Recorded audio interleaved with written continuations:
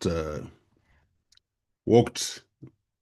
I went home and I told Agnes, no, this is too much. And I went to the bank and Miriam, please don't disfigure our slides. And I told Agnes I was quitting. So I went to the bank the following morning, got a banker's check. You are supposed to give that time at KIC 2 months salary in lieu of notice. And I went and I went to our office and said, I feel a little tired. I would like to leave. And there are those of you who keep looking at your bosses and praying that when will they retire, when will they go, so that I can take over. So and this is a very serious revelation. I said, no, I'm going. She said, but you can't go. The public service regulations or whatever, you have to pay salary in lieu of notice. I said, yes. And here's my banker's check. And I put in my resignation and my banker's check. And that was the end. Again, sometimes I tell people, don't sit in an organization to suffocate it at your own interest. If you feel you can't function, please go away. Yeah, don't keep on engaging in useless virtue on a daily basis in your organization, not contributing, imagining how bad the system is, and you're not going away. It's you. The system can't go away. It's you to go away. So anyway, I left. But the driver was telling me, do you know that was not you, it was God. Today, about 2 hours ago, it was God. But imagine if you had not left KICD to go to teach in Moi University in the lecture halls. Of course, the most frustrated person was my wife. You know how women want to have husbands who are very highly regarded. She couldn't understand how I was leaving a job of senior deputy director with a driver and a complete office with a kitchenette and everything, and I was going. So she told me, are you mad? I don't know. I can't believe you. You want to go into those dirty lecture halls at Moi to go and teach instead of, I said, yes. That's what my heart wants me to do. But anyway, so he was telling me, it wasn't you, it was God. Otherwise, if you had not left KICD, you would not be the Vice Chancellor of Daystar today. And many other things we talked about. So as a believer, you have experienced the life-changing power of God's amazing grace.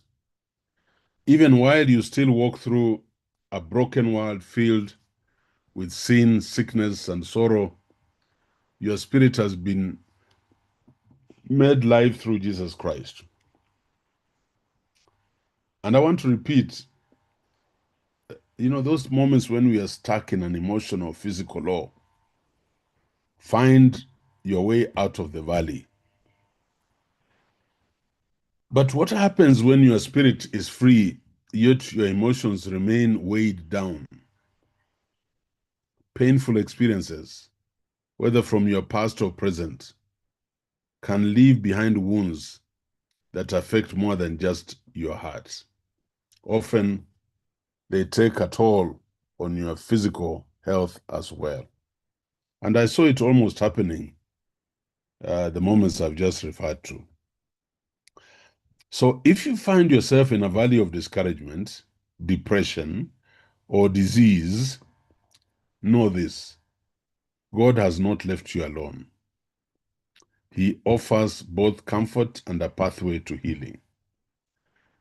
And the 6 steps below can help you move forward through the valley and into the light of God's presence and restoration. So we have said it before, valleys have exits. So the first thing is make time for God daily. And this is my experience. Don't underestimate the power of quiet time with the Lord. Set aside moments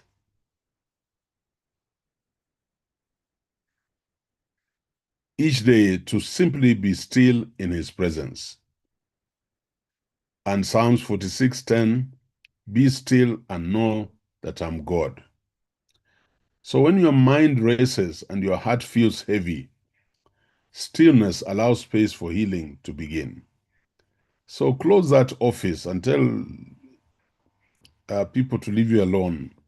Go to your bedroom and just you don't even have to speak. Just groan to God and tell God, how will I get out of this maze? Be still and know that I'm God. So the first step is make time for God daily. I would like to, this is something I've lived through many difficult moments in life. And I just, retreat. Even if I'm in the office, I'll tell Mary or Magdalene, please don't allow anybody to come in. And I have my moments with God.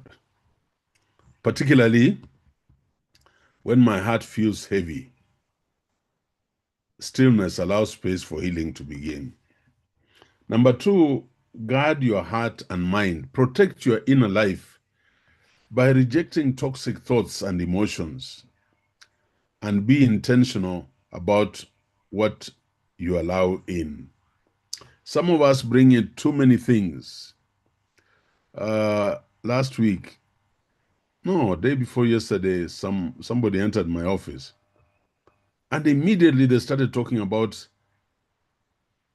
their boss, whom they have now parted, and she was telling me things I was not interested in. I wasn't even listening, trying to justify how that person is useless, and she didn't know anything. I'm the one who made her understand this and this. These appointments we have in Kenya today, where somebody is appointed but has no clue. And I remembered I must guard my heart and mind. So I wasn't replying. I was just saying, okay. Oh, that's interesting. Keep your heart with all vigilance. Far from it flow the springs of life. So keep your heart with all vigilance, for from it flow the springs of life. Proverbs 2:23. So please don't reject toxic thoughts and emotions. And you can do it politely. You cannot do it without the other person even noticing. So God calls you to be the gatekeeper of your heart. Don't let anything trespass that doesn't belong. And those people are very close to me now. Sometimes I just stop them in their track and say, don't talk to me about that. I don't want to hear that. Oh, please, let's change that subject. I'm guarding my heart from toxic thoughts and emotions. Choose purposeful rhythms. So structure your days in a way that nourishes both your body and soul. Create rhythms that support your growth and well-being. And we go to Psalms 90:12. So teach us to number our days that we may get a heart of wisdom. So there is rhythm. Like me now, we have started the year. I have a purposeful rhythm. My classes are on Thursday and Saturday. These classes nourish my intellectual being and my sense of goodness to other human beings. And then I have my projects in the university. I focus on that. I worry about my different classes, different students, and then of course my family. And then I keep asking God, what can I do in my second mountain? What can I do for society? So structure your days in a way that nourishes both your body and soul. I want you to know your limits. So God doesn't expect you to carry more than you are designed to bear. Just give yourself grace. Saa zingine ukisikia maneno ya uchafu, maneno ambayo yanakuumiza kiroho na kimwili, surrender it to God. Surrender it to God. Oh, have you heard? Oh, so and so is saying that. Also, don't get into that. God doesn't expect you to carry more than you are designed for or to bear. And you give yourself grace by saying, that I will not be part of. And Lord, this one, I'm not going to do anything about it. I've had moments in my life where I say, I leave that and I'm not going to do anything about it because I can't carry that. So for he knows our frame. He remembers that we are dust. Psalm 103:14. So rest is not weakness. Withdrawal is not weakness. Submission is not weakness. It is wisdom. Number 5, let peace rule your heart. So when fear tries to settle in, invite the peace of Christ to take his place. And gratitude is a powerful partner to peace. Gratitude. Gratitude, I want to emphasize that. Gratitude is a powerful partner to peace. And the verse here is that, and let the peace of Christ rule in your hearts and be thankful. So thankfulness, Colossians 3:15. Thankfulness. What a way to curate yourself into that peaceful, contented human being with the heart that God is telling us to nurture. Number 6, worship instead of worry. And that's why we start with devotion in Daystar.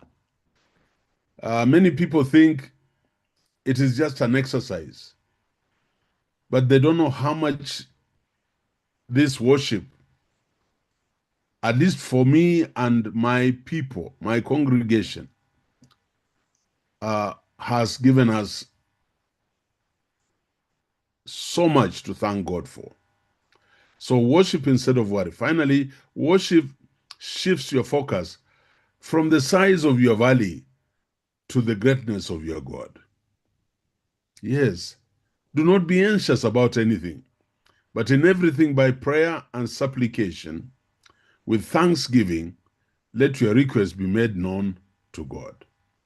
Philippians 4:6. So I want us to worship instead of worrying.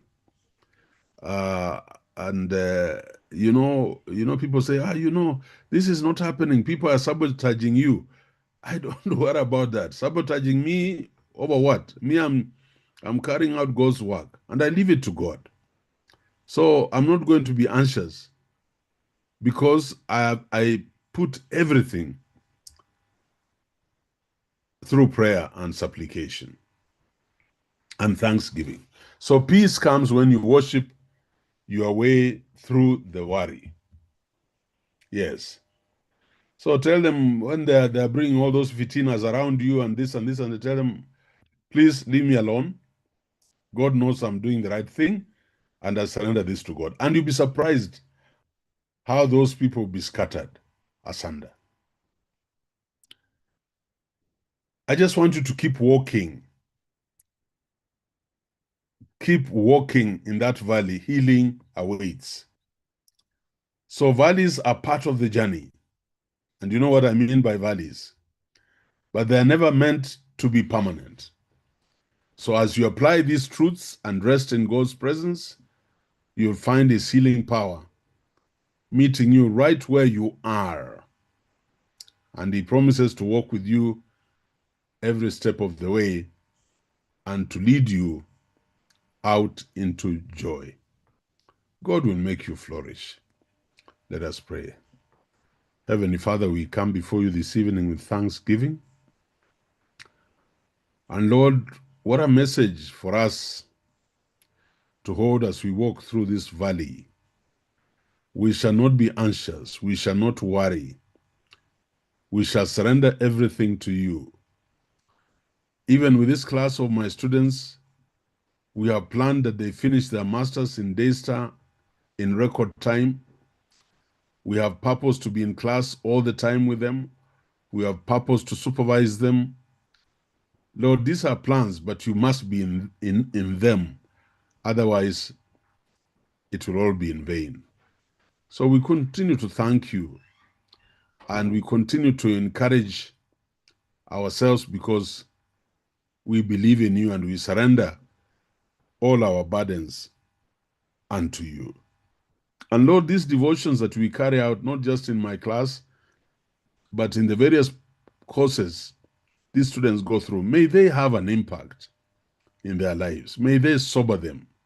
May they make them gentle in life. May they give them a new perspective. May they learn that God resists the proud but gives grace to the humble. And therefore, may they all put on the apron of humility. And by the time they finish with Daystar, there will be men and women who will have been transformed and become servants for your kingdom. For I pray all this through Jesus Christ, our Lord and Savior. Amen. Amen. Yeah. Amen. Amen. Amen. Amen. Amen. Amen. So can we have one or two reflections, then we get back to our research methods. And today we have very interesting ideas. Anastasia. Thank you, Prof, and thank you everyone for being here today. I hope you had a good day. Sometimes listen to Professor and imagine like you're walking in our shoes. Mm. You talk to us, you've touched on so many areas that I'm so sure each one of us is stuck in one way or the other. And one thing that I find very encouraging and that I draw energy from that bit of being alone sometime just with the Lord. I'm one person who is quite tired throughout the day. I'm a Catholic, and normally in the morning I can't manage to go for mass. So lunchtime I purposely tell myself I have to go for mass. Yeah. So I close the office. I just say I have to take time because the day is so long, and sitting, listening, doing things. Sometimes you get so overwhelmed. And I just want to share that experience that I've found that very helpful. Just sitting that 1 hour for mass over lunchtime, just sacrificing my lunch to be there, it gives me new energy. And you said something that is very key and that has been very key in me, that you have the key to your heart. And that has really been helpful. My spiritual director shared that with me sometimes back. And associated with the key to your heart. You lock out what you don't want, you open for whatever you want.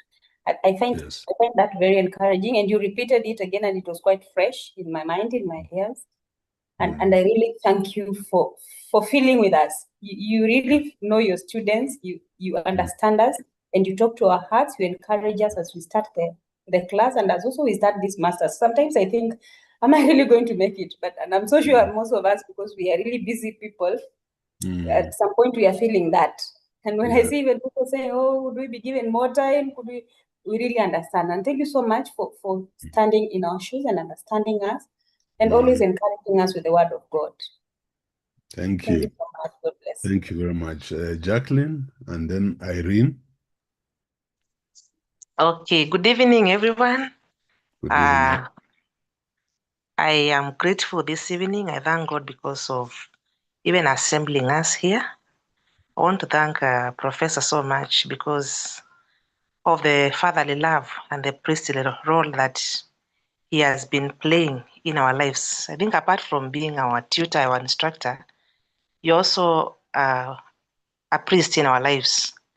And one thing I like is the way you bring concepts concerning the Bible into practicality. And like the word of today, the devotion of today, I'm getting that in each step, we are supposed to be deliberate about what we are doing. Like when it is about guarding my heart and my mind, when it's about making time for God, it is very possible that I miss the time for God out of busy schedules. Yeah. But deliberately, I am the one to choose to make time for God. I am the one to choose to guard my heart, what I will hear, who I shall interact with, what I shall speak, or how I shall respond. The way you are saying that sometimes, with a lot of respect, you will just not as such assume a person, but you are not putting what they are saying into your heart. You are not internalizing it. You are not allowing it to settle into your heart, because it is like a seed that will grow later. And so I like the way you are bringing it so close to us that we need to be deliberate about our movements and about what we are. I'm so much encouraged. Thank you. Thank you, Personally, Jacqueline. I'm encouraged. Thank you so much. Thank you. I will circulate, keep telling the coordinators to remind me some of these spiritual dispatches. I would like to circulate them. Have you seen how many people, good minds in this country, have their salvation on fellow human beings? You'll hear somebody say, I know that CS of interior. When appointments are coming up, they're saying, I'm going to be appointed. I've had so many of my faculty in Daystar who keep telling us how they're going to be appointed. CS, PS. Can you mean their salvation? And they actually embed that in their hearts. Then the appointments come, they're announced, they're not there. Or I'm going to be made ambassador. Those kind of things is what I'm talking about. Irene, please close the. Thank you, Dr. Yeah. Yes. Prof, Thank you once again. you shouldn't close. We can have a gentleman Gilbert after, if you don't mind. Okay. Let's listen to Irene. Yes. Thank you very much. And I would allow me to say thank you once again, because I've been very intentional in practicing gratitude. So Yes. thank you. When sorry, allow me to share this story. When I applied for this master's early in the year, my career, it went through the most. But then when the classes began, and right from the moment we started interacting with the lecturers, just that small spiritual moment that you've been cultivating with us, you've been sharing with us, it has changed everything. The trajectory of everywhere that I was going, I was all over mentally, physically, spiritually.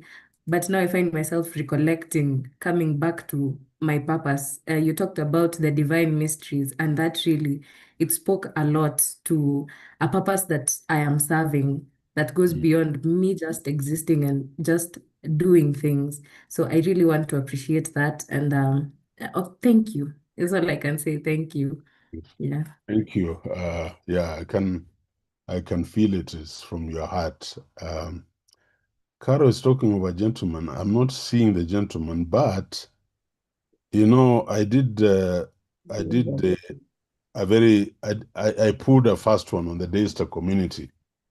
My DVC Finance and Administration, Professor Ashira, the daughter has not been well, and we've been praying for him, so he's taken some leave. But also he goes on leave before I go on leave, so this is his time to go on leave. So everybody was, they almost know who is going to be the acting DVC Finance.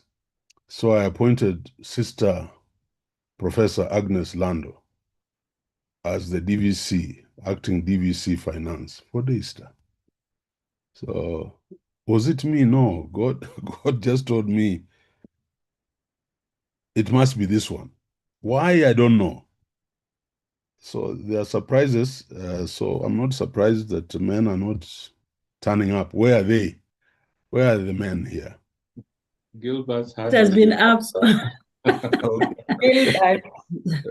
Okay, Hello, go ahead. Prof. I'm joking. Go ahead. Yeah. Hello, Prof. Yes. How are you? I'm fine. I'm very grateful for that devotion, because it's actually what happened to me at work today. So I felt like you were speaking to me. Thank you so much. And again, I always wonder, are you a pastor or something? Just a light moment No, anyway. Thank I'm you. doing a master's. I'm doing a master's in theology.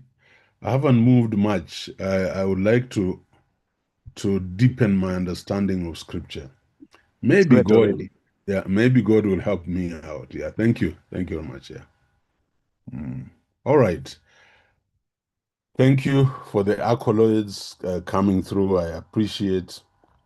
Now, sorry, Mm. Prof. Now that this is his first time and he's all the way from Turkey, would you mind just a minute for him, Silver? Who is that?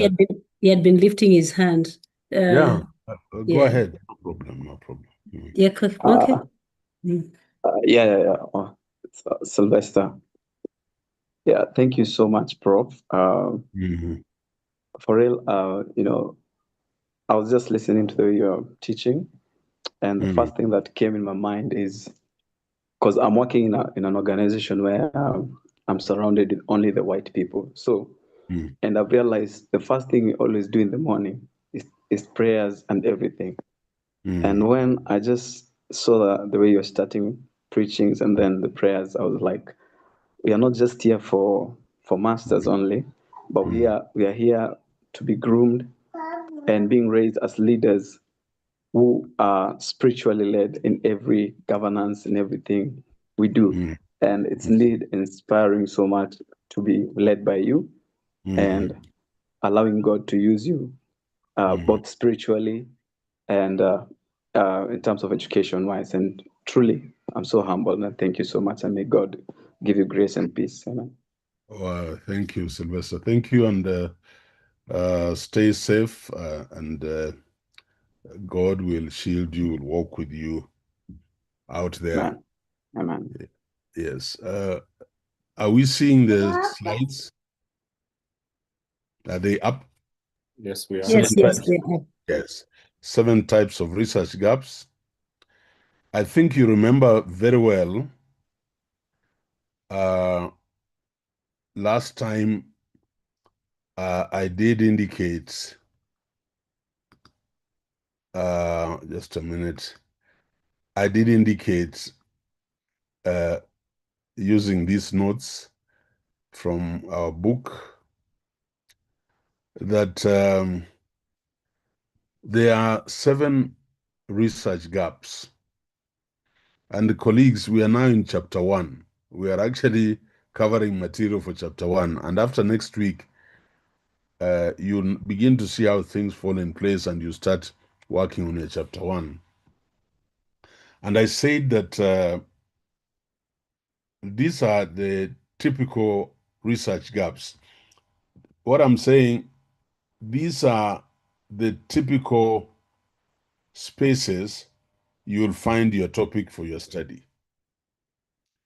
So there is the population gap, there is the empirical gap, there is the methodological gap, there is the knowledge gap, there is the theoretical gap, there is the evidence gap, and there's the practical knowledge gap. I mentioned this as we were ending, and I want us to spend some time internalizing this, because by the end of this class, I want you to begin to think, every time you write a topic down, ask yourself, which research gap is here? Is it a population gap? Is it a theoretical gap? Is it a methodological gap? Or is it an evidence gap? So every time you think of your topic, think about the gap. We're coming back to these notes in a short while.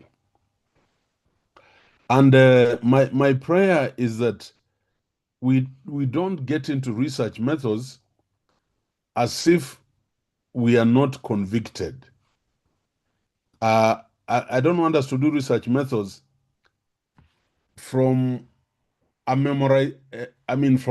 memorizing standpoint. No, I want you to see that research methods is organic. So last time we gave you another picture of what research is, and we now are trying to tell you where are the gaps where you're going to find your research. And I want us to build our confidence in research because we are evolving. It is organic, it is growing. We have just planted the seed and we are watering it as we go along. So let me talk about research gaps broadly, and then we will do some reading from the class, and I want the course coordinators to scan through the 144. I've seen 144 on the line, and pick some readers there. We're going to do a lot of reading to consolidate. And then after that, I want us to start with the first part of chapter 1 of research methods, and that is introduction to the background of the problem. So today's class is quite intensive. There is the evidence gap. The evidence gap, and it occurs when there is limited or no empirical evidence available on a topic. So you're going to give us the evidence. And the citation is from this book, Booth et al., 2016, Systematic Approaches to a Successful Literature Review, published by Sage.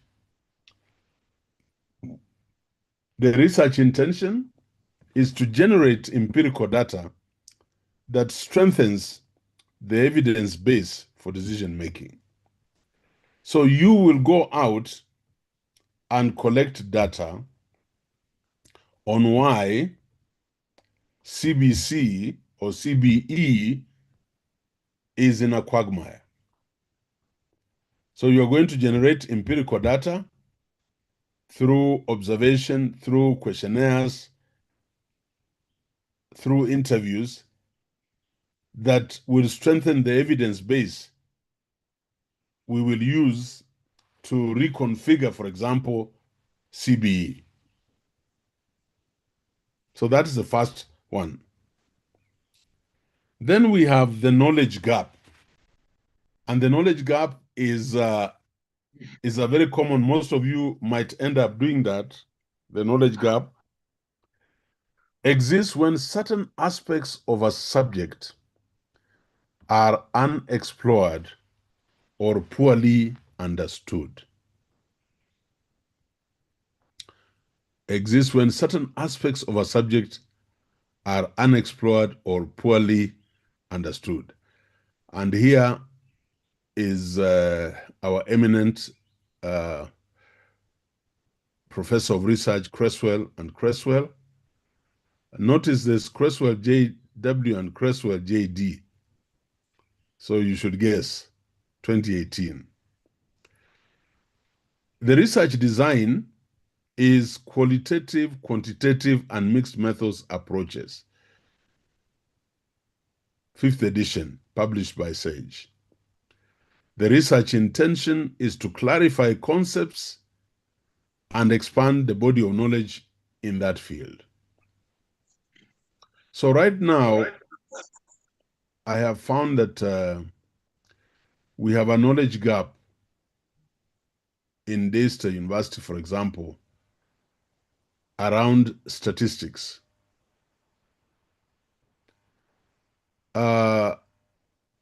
So it would be interesting to do a study to try and help us understand why statistics is unexplored or poorly understood in Daystar. And why would we be doing that? We'll be doing that to clarify concepts and expand the body of knowledge in the field so that we can bring in interventions, for example, to make statistics loved. And you know what that means in terms of researchers. Then we have the practical gap. This appears when research findings have not been translated into practice or policy. Do you know we have a problem in this country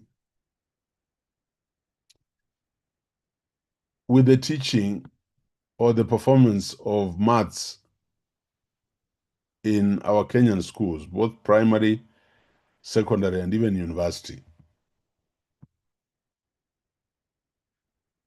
So a lot of studies have been done around performance of maths, but we haven't quite translated the findings into practice or policy. For example, when we were in high school myself, we did very interesting maths called Intebe maths. Intebe as into Kampala.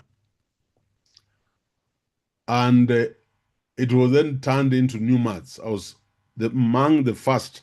In fact, we were the first cohort who did new maths in this country. And my O-level certificate, the maths I did was new maths. So this practical gap, you use evidence, how research can inform public service, performance, policy process, and so on. You translate your findings into practice or policy. So maybe we need to develop some policy around the instruction of maths in Kenyan schools. And the research intention here is to bridge the divide between academic research and real-world application. So I want you to think, begin to just write down topics in your area of interest, begin to read journal articles around that area, and begin to ask, what gap am I chasing? By the way, I've never had that question asked directly. I've had questions like, what is the problem? Which is quite different from what is your research gap? Because the problem, you can state it, but the gap, you are courageous enough to give solutions to seal that gap. Then there is a population gap. Occurs when certain groups, settings, or regions are underrepresented in studies. And my book of reference is Bryman, 2016, Social Research Methods, 5th edition, Oxford University Press. What is the research intention? To ensure inclusivity and representativeness in knowledge generation. So are you doing a gap? When I was doing my PhD, we had a lady in my class, and for many reasons, I don't want to say her name, quite a prominent person. And she did a thesis around the population gap and empowerment. And I did my thesis on social entrepreneurship from the School of Business and mitigating factors against HIV/AIDS. So we were all driven by real world issues. And we were trying to say, how do we sustain? I was trying to say, how do we sustain people who are going through morbidity and even mortality, the families that remain behind? How can they sustain themselves through social entrepreneurship? Very interesting. But this lady went to deal with the population of twilight girls, or let me call them twilight women, in Mombasa. And she went and sat in the situation. She went and rented a house in that location and made friends. And they would dress up for the evening and color their faces and put on the tightest of fittings. And then they would go into the streets. Of course, she was a researcher. That is called an ethnographic study. We're going to come to that. Ethnographic, where you sit in the situation and you're actually the tool, the instrument for data collection. Of course, she didn't get into the real business. She was observing. And then she would follow these women after that. They lived together for 2 months. She was studying. And she would see their engagement during the day, their predicaments, captured their voices, how they are condemned, and yet people don't understand why they are driven to the streets. I'm talking about a population gap. I'm talking about an advocacy. So you must be able to say what. So she was dealing with the, I don't want to call them street women, but that population. And you know, her thesis and her job in UNDP, her thesis, as we talk now, has empowered more than 1,000 women off the streets into small and micro enterprises, and they have become the best of people. So I'm encouraging you.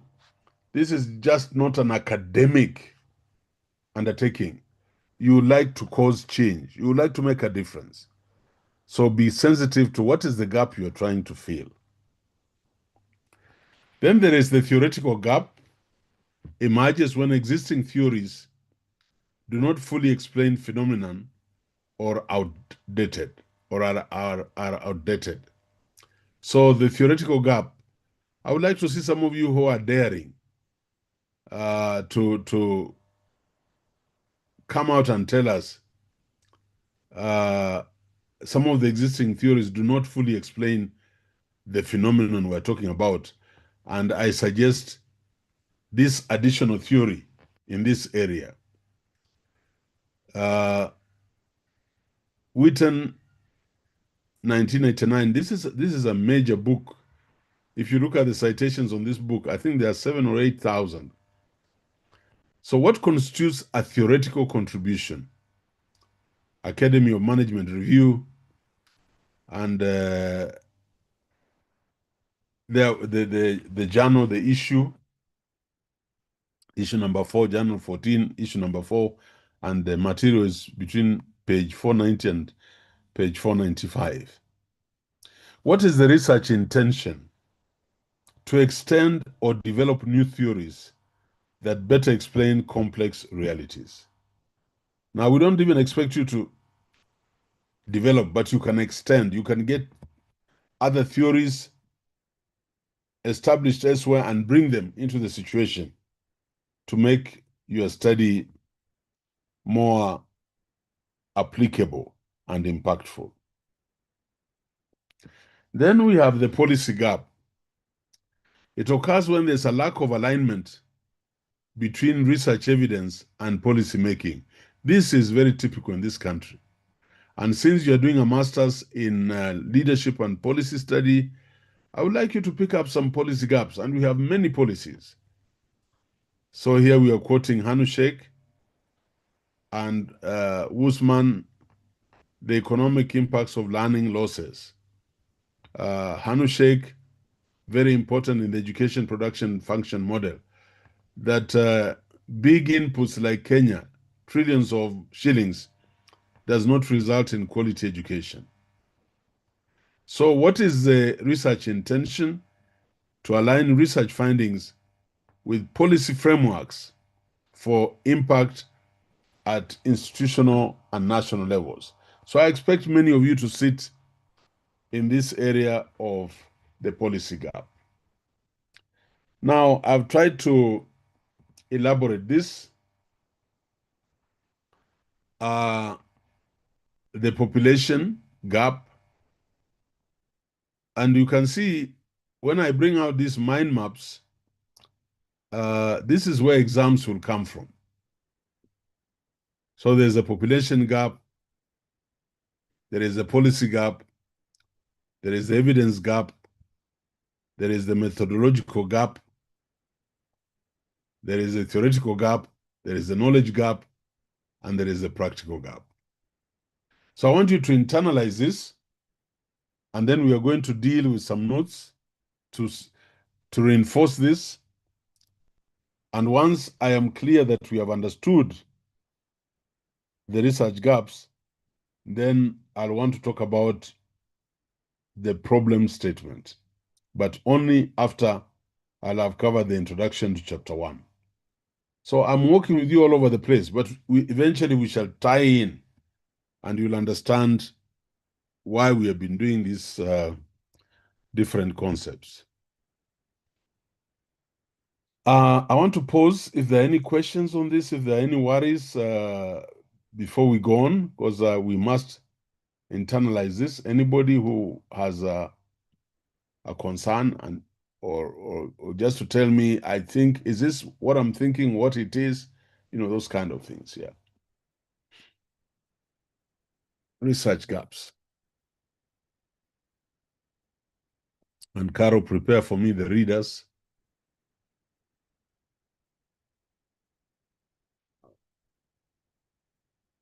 All right.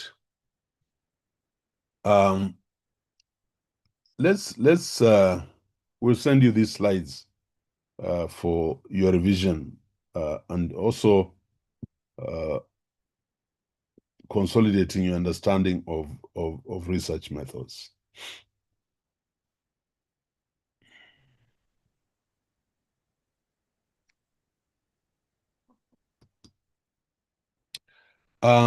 Again, I'm very fond of using mind maps.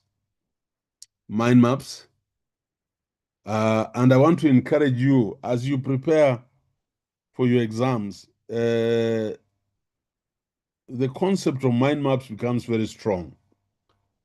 So when I talk about research gaps, if you have done this mind map, when you go into the exam, you never forget. So it's not like reading through notes. You summarize. So for example, evidence gap, lack of empirical data. That's what you should have in your mind. Methodological gap, outdated methods. Population gap, underrepresented groups. Have you ever worried about, as a Kenyan or even those from outside Kenya, that you can have a country and one whole area, students are not catered for as per the constitution in education? So we generally talk about Northeastern, but I'm talking about Mandera particularly. I have worked with Dr. Mwaka here and others in the Dadaab refugee camp. I've gone there and stayed there and went around about 7 schools, trying to get candidates more focused for exams. Because those kids in those refugee camps are very lucky. God can't deny you everything. If they pass, they can go to any university in the world. But they were not passing. So we took up a consultancy to improve performance. And what an experience. Insecurity, you've just passed here, there's been a bomb. They're telling you here is where those Kenyan soldiers were killed. You go to a school, you find schools, children are so packed, they have, because of the environment, they are very fragile. The teachers are staying in a camp. They eat in dining halls and then they sleep in tents. So we are talking about a population gap the refugees, but the underrepresented, but also we are talking about a policy gap, not informing policy. And then for us also, we are looking at the methodological gap. We had to introduce them to modern methods of pedagogy, particularly mind maps, because they were reading without a purpose. And then we have research gaps, the theoretical gap, inadequate theories. We have the practical gap, not applied in practice. And we have the knowledge gap, unexplained concepts are all around us. So don't go into research blindly without knowing, really, this topic, what will be my research gap? The other thing I want us to do is to consolidate what we have done by just quickly going through some notes, expanded notes, so that everybody is convinced about the notion of research gaps.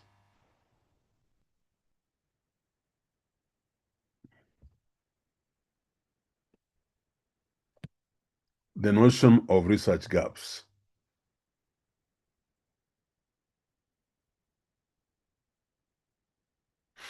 Just give me a minute.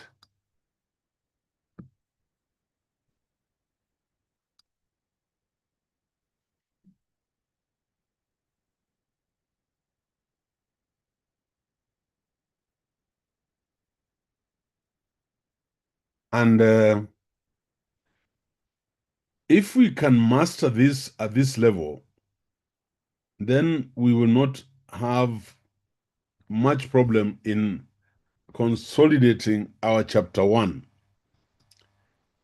And that's what I would like to see with most of us as we move on.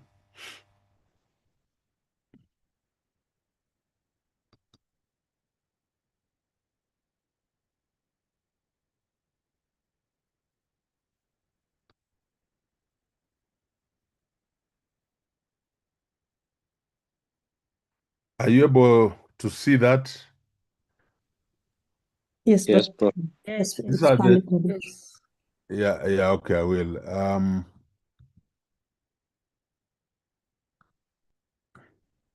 I'll blow it up. Zoom عليك a little bit.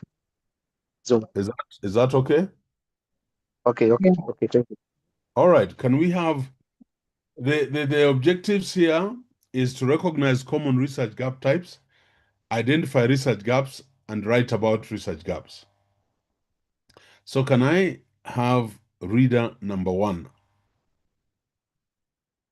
Reader number 1. And they talk about doctoral students here.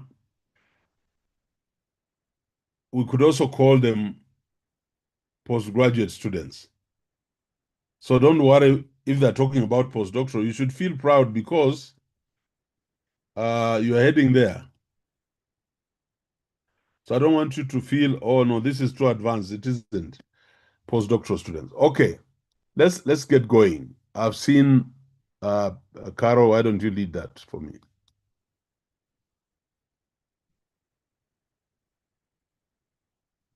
We'll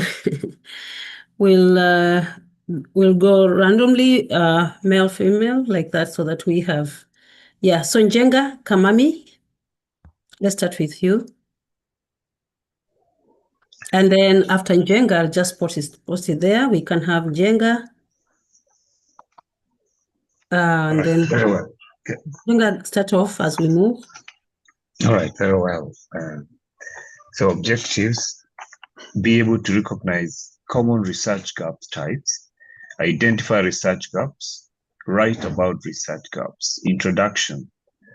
One of the most prevailing issues in the craft of research is developing a research agenda and building the research on the development of the research gap.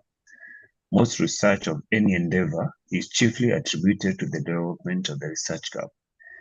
This is the primary basis for the investigation of any problem, phenomenon, or scientific question. Given these accepted tenets of engagement in research, it is surprising in the research fraternity that we do not train researchers on how to systematically identify research gaps as a basis for their investigation. This continues to be a common problem with novice researchers.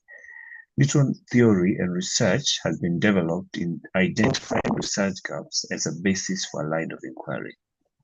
When working with postdoctoral students, this concept of addressing a gap in prior research seems to be foreign to them.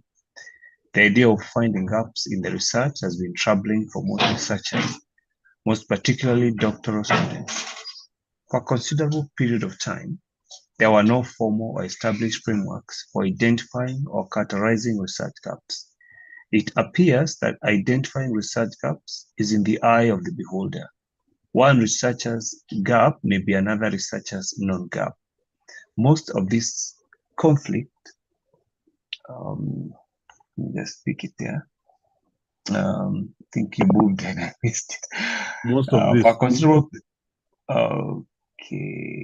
most of this conflict with research gaps tend to touch on perception. Many researchers may argue that a gap in one thing or it is not.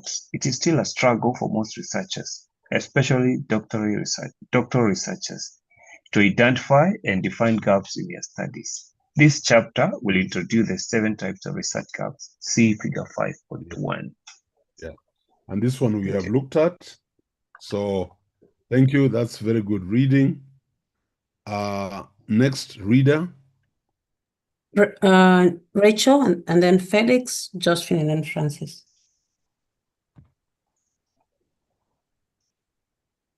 Rachel? Sorry, theoretical foundation and development. This theoretical model was developed from 2 important articles by 2 researchers who did an outstanding job of building a taxonomy of research gaps. The first known article that developed a framework for defining research gaps was by Robinson et al. 2011. In their model, they identified and described 5 types of research gap. A, population, B, intervention, C, comparison, D, outcomes, and E, setting. Muller, Bloch, and Krantz of 2014 developed a research gap model that itself was developed from Robinson et al.'s 2011 framework. Their theoretical framework was developed. Sorry, I can't see the screen. Yeah, it fell off. I think Prof fell off. So let me just see. What the hell? So we have research gap.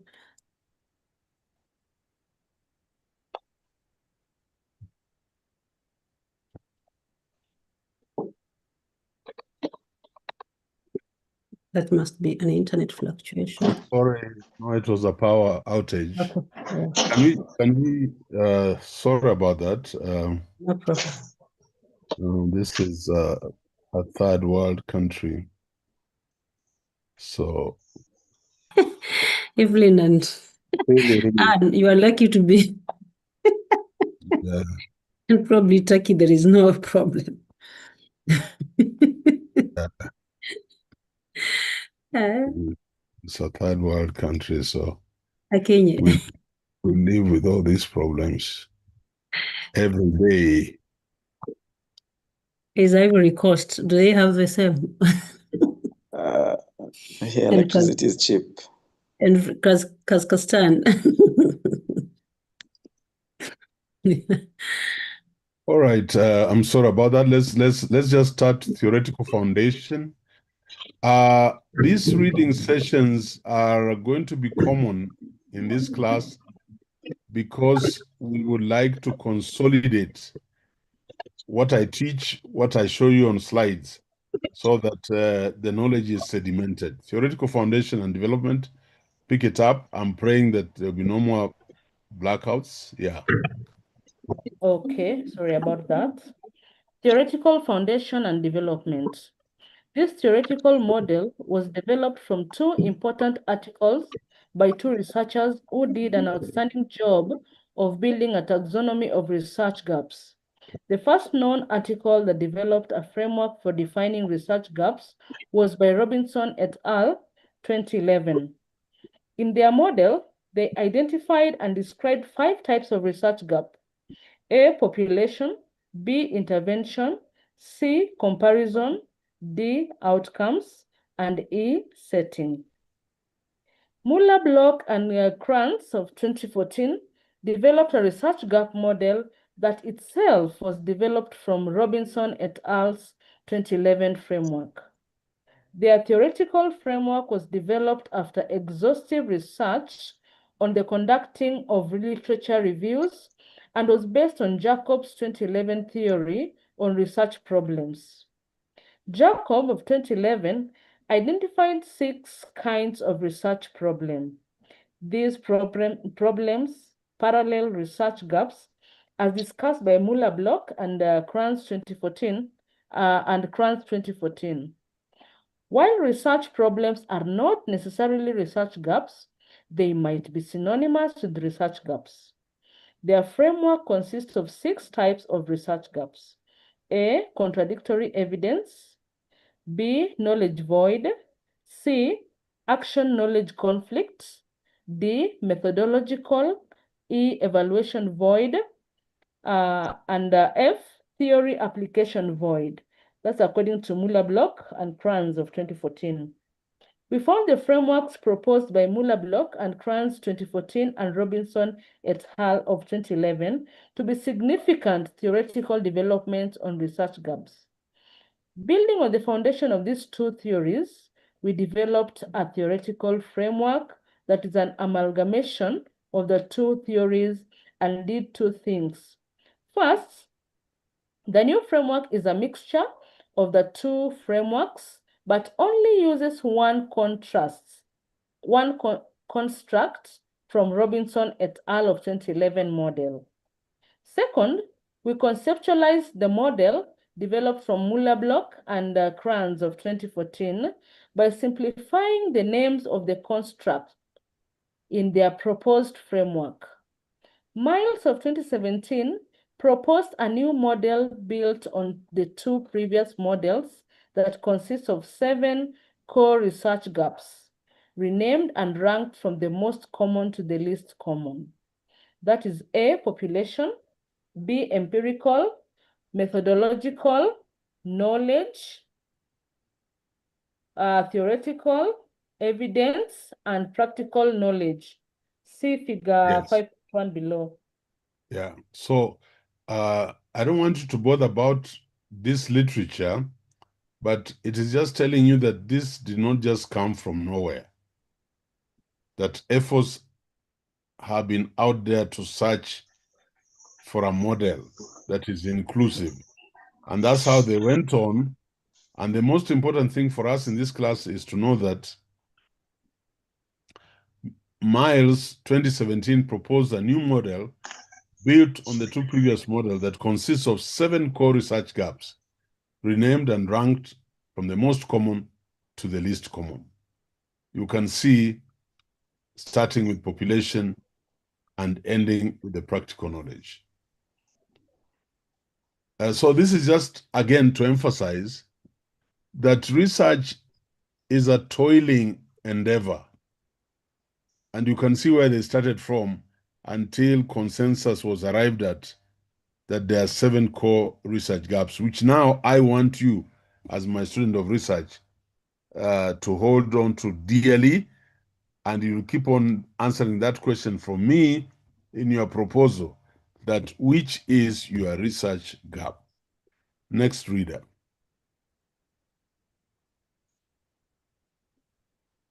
Thank you, Prof. The 7 research gaps from most common to least common. Another prevailing issue with research gaps is being aware of the most common to the least common. Many doctoral students are not aware that some gaps are more common than others. To help the readers of this book, we have strategically ranked the most common research gaps to the least common. See figure 5.1. Yeah, and this is the figure we have looked at. Okay, let's go on. Yeah. Population gap. This gap concerns a focus on a population that is under-researched or not adequately represented in prior research, e.g., gender, race, ethnicity, age, etc. A population gap is the most common gap recognized by researchers. Characteristics. Very common gap. A population gap is the most common gap recognized by researchers. Undeserved population. There are always underserved population. Yes. There are always underserved populations that have been under-researched. This gap addresses a population that is under-researched or not adequately represented in the evidence base or prior research. Miles, 2021, Robinson et al., 2011. Thank you. Thank you. Very good reading. I want us to reflect on that as a class, the population gap. So there are those of you who will be talking about education in ASAL areas, for example. There are those of you who will be talking about the SHA, universal health policy that disadvantages people in rural areas. That's a population gap. There are those of us who will talk about university funding model and the scales or the stratas that have been developed, trying to cushion the vulnerable. That's a population gap study, and so on and so forth. I want you to see that many of you will actually sit in this space. But many of you should be able to argue that my research is not just a population gap. I also want to bring in a policy gap. That the SHA, universal health coverage initiative, really has issues with underserved people, but also the policy implementation is a case that concerns you as a researcher. So let's be very careful. Next reader. Thank you, Professor. On empirical gap, this gap is concerned with research findings in prior research that lack empirical research or a subject matter that needs to be evaluated or empirically verified. An empirical gap deals with gap in prior research. This conflict deals with the research findings or propositions that need to be evaluated or empirically verified. Characteristics. Common gap. An empirical gap is the second most common gap recognized by researchers. Conflict with prior findings. This gap deals with the research findings or propositions that need to be evaluated or empirically verified. Then there is lack of empirical line of inquiry. For example, the empirical gap often addresses conflicts that no study or data has directly attempted to evaluate in a subject or topic using an empirical approach. That's according to Miles 2017, 2021, then Jacobs 2011, and Mueller-Block and Clarence in 2014. Wow. Thank you. Very good reading. And the knowledge gap, the empirical gap is going to haunt us a lot. Since we are policy students, I hope you're realizing, because we are doing policy studies or methods, the empirical gap will be concerned with research findings in prior research that lack empirical research or a subject matter that needs to be evaluated or empirically verified. So look at the digital literacy program in Kenya. Shouldn't somebody begin to do research on what became of those tablets sent to primary schools? The level of distribution and the level of utilization, and why did it fail? Yeah, so there was lack of empirical research on how those tablets would actually be tapped into and make our children technologically savvy. It didn't happen. So for me, there's lack of empirical research, and some of you should be thinking, but I can do a study there.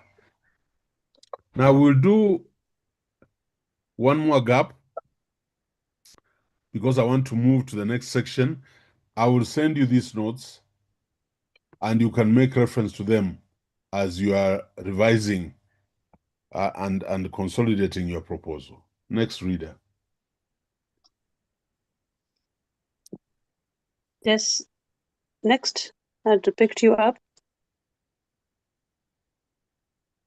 Felix.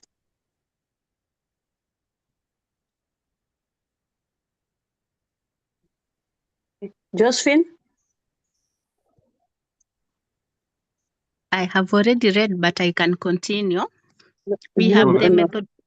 No, I fell off, so that's why probably I couldn't. My screen went blank.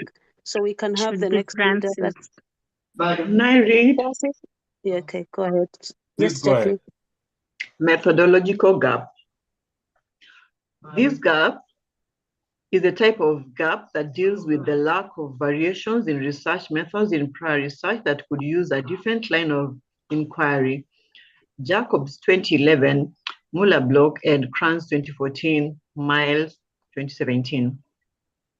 A methodological gap is the type of gap that deals with the conflict that occurs due to the influence of methodology on research results. Characteristics. Common gap.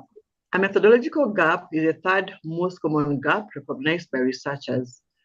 Conflict with the prior research methods. This gap addresses the conflicts with the research methods in prior studies and offers a new line of research that is divergent from those research methods. Variation. A variation in research methods is necessary to generate new insights or to avoid distorted findings. New line of inquiry. For the researcher, it might be useful to vary research methods, especially if certain research topics have been mainly explored using a singular or common research methodology. Thank you. 2021. Yeah, thank you. I have not seen a study, at least in Daystar, that has been courageous to search for a methodological gap. And when we move to the problem statement, that's our next topic today, I'll give you examples where you begin to see that a student can say, this study was mainly quantitative with no reference to qualitative approaches, and hence the need for me carrying out this study qualitatively. Someone might also argue that the findings of this study are incomplete because it was mainly a qualitative study with no measurement of variables in the study and indices in the study. And so I'm going to be pragmatic. I'm going to use both qualitative and quantitative. It might look far-fetched now, but when we look at examples, you begin to realize. And I'll be so excited if some of you can seriously look at a methodological gap, but in particular, where people are hesitant to use mixed methods, and yet mixed methods is a pragmatic paradigm that allows you to use both qualitative and quantitative. And that can be the gap of your study. Okay, we'll do knowledge gap, then maybe knowledge and theoretical, then we'll stop because I want to get moving. Yeah, go ahead.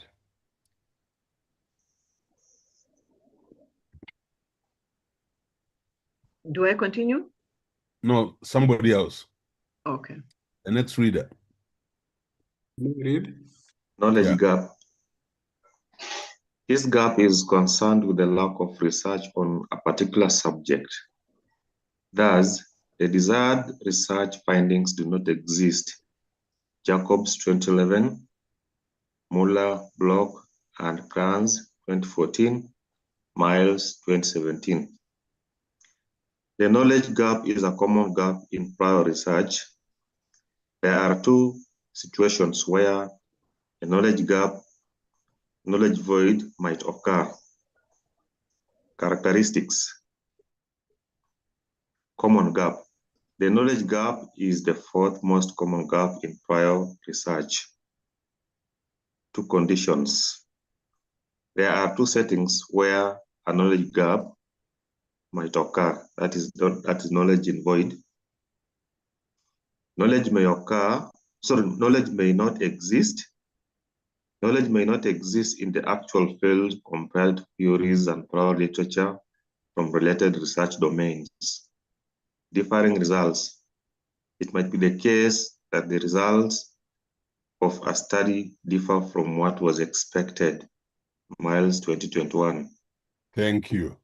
So there is the knowledge gap. And when you read people's theories, people's theses, at the end, they normally write areas of further research. Yeah, they want you to fill the gap. Their study did not touch it, so you are going to fill that gap. Finally, I'll want to stop at the theoretical gap. The rest you can cap in as you read, yeah. Go ahead. The next Theoretical reader. gap. The next reader. This gap Moses, please proceed. Thank you. This gap is concerned with the lack of theory or conceptual theoretical models for a particular subject matter in prior research. Because there is a lack of theory, a gap exists. Jacobs 2011, Muller, Bosch, and Crash 2014, Myers 2017. The theoretical gap deals with gaps in the theory in prior research. Characteristics. Common gap. The theoretical gap is the fifth most common gap in prior research. Lack of theory. For example, if one phenomenon is being explained through various theoretical models, then, similar to a methodological conflict, there might be a theoretical conflict. Examine the theory. Researchers and scholars could examine whether one of the theories is superior in terms of the gap in their prior research. Common occurrence. Theoretical gaps are a common occurrence when examining prior research on a phenomenon. Miles 2021. Thank you.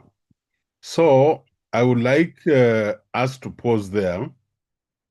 The assignment for me is you'll get this paper and you'll go through the theories and it will tell you how to write research gaps in a research proposal, though that I'll come to later.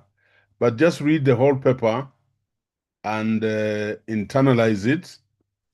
But what is important is that we know there are 7 gaps, and you should know the first 5 common gaps, and then now you should begin to think, if I'm doing a study, what gap will I be chasing? Or when you bump into a topic after reading the literature, you must be able to say, this is the gap in this area.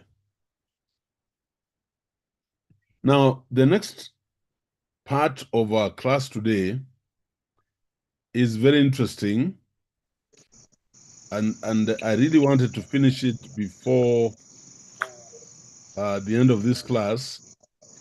Could I seek a clarification, please? Yeah, please go ahead. Go ahead. Okay, I have a question regarding the population gap. Yes. And my question is, how can I justify the existence of a population gap, given that the populations are not homogeneous? So, for example, if I'm talking about suggesting, a replacement for Nyumba Kumi in terms of security, and I say, for example, the ASOL areas and the common challenges that they have. If I'm looking at Baringo, for example, yeah, it would be markedly different with the areas in northeastern bordering Somalia, because the challenges arising from that, being near the border are totally different. So how do I justify, for example, that this is a gap in the ASOL areas? Or would it be right to say that I'm particularly looking at ASOL areas, but with this impact or with the effect of being close to the border? Oh, that's a wonderful. I love your mind. We are going to teach you that if you're going to do a population gap, like security in ASAL areas, and you pick Baringo, or you pick Tana River, or you pick Turkana, you cannot generalize your findings, because this study will essentially be a qualitative study, and the sampling of your population will be biased. And therefore, your findings cannot be generalized. So generalizability becomes a no-go zone. You only get into the area of generalizability about a particular phenomenon if you are doing a quantitative study only, because then your population is large. But in this other case, even just think about it, Baringo or Isiolo, the security situation will limit your demographics, even the sheer numbers. And so you'll engage in information-rich respondents like chiefs and the security agents there to give you information. And so the results are not generalizable. But that's a very interesting question. And it encourages me, yes. I was wondering also, in addition to what you're saying, if the students is also wanting to bring in a population gap, probably there are studies that have been carried around, say a given population or a gender or whatever. For example, the studies affect maybe say both girls and boys, that particular. But most of the studies that he is reviewing have only probably looked at that situation for only girls. Or let's talk, say, about menopause, for example. Menopause will be probably for people, maybe most of the studies that have done are the ones who are looking at menopause between the period of women at the age of 40 and maybe 50. But then it has not looked at 60 and above. So the candidate wants to now to find out what is the effect of that particular situation for or that menopause around that age of 50 and above. So studies have only carried a certain population, and most of them, and there is probably very little scarcity of information around a certain population as well. And therefore him identifies that as a gap as well and decides to do. So just also adding on what you've said in terms of like geographical population as well as other factors like age, gender, and others. Very interesting. Any other point somebody wants to add before we move on? Yes, sir. Yes. Just two things. One is a follow-on on what Dr. Ayiro just said. How do I determine that an area has not been exhaustively researched, because I'm not sure if there is a way to have all the knowledge about, just to find out that. And then the second thing I wanted to know is these 7 types of research gaps, are they a way of looking at the problem, or can a problem be cross-cutting so that a particular issue could actually be considered from 2 different angles, as a population issue and maybe as an empirical issue? Yeah. Thank you. And I'd already mentioned that. Be very careful, and we will pick this up. There is a salient difference between a population gap and a problem statement, or the problem that you are tackling. The population gap enables you to focus on what you're going to research. That's what it does. So if I'm going to look at poverty among the slum dwellers in Nairobi, that is a population gap, but it's also an evidence gap, Vincent. It's also an evidence gap. So we are not boxed into one area, but we must be very careful to define why our study is about a population gap or a theoretical gap or an evidence gap. And the moment you start to think like that, you open up your mind into the research space. So you're not just saying, I'm doing a study and this is my population, this is my sample, without having that theoretical framework of knowing, that model framework of knowing what really is my gap. And once you know that, you can pin down the problem even more sharply. So I'm just taking you a step further. Don't just pick topics and there's nothing you know about the topics. Then some of us confuse our problem statements. You read a whole thesis and there's no problem statement. There are gaps, but if you ask the candidate, which is your research gap, they don't know. Now, that is very limiting, because then you don't actually get the insights that you as a researcher is supposed to give us outcomes that will cause impact. So yeah, that's good thinking, and we'll keep arguing around there.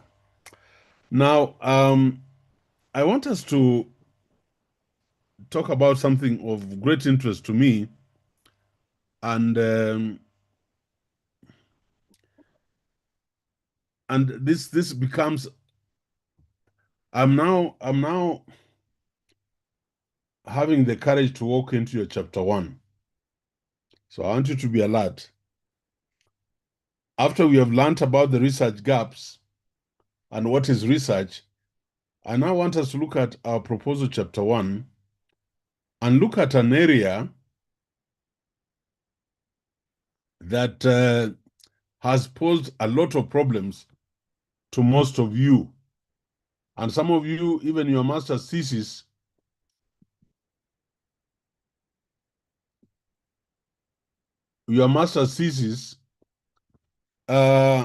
is still very poorly written. Very poorly written. And it is poorly written because you don't know your research gap, and you also don't know your background to the study. So I want utmost attention. And I've had a lot of conflict with people far and beyond about this, and that's why I spend a lot of time on it. So, writing the introductory chapter of your thesis. So now we want now to teach the theory of research within the context of proposal development, so that they are not separate things. As we say, we are writing our proposal, we are carrying the materials we are learning in class and using them to give us our research proposal. That's what I'm saying. And I really want to read the first paragraph, because we must get it right. You know that most people will tell you this. I'm sure you've seen this. You have seen this by most of you. You start off with introduction, and you center that introduction. That's what most of us would do. And sometimes you write this. Look, you write chapter 1 and you write introduction.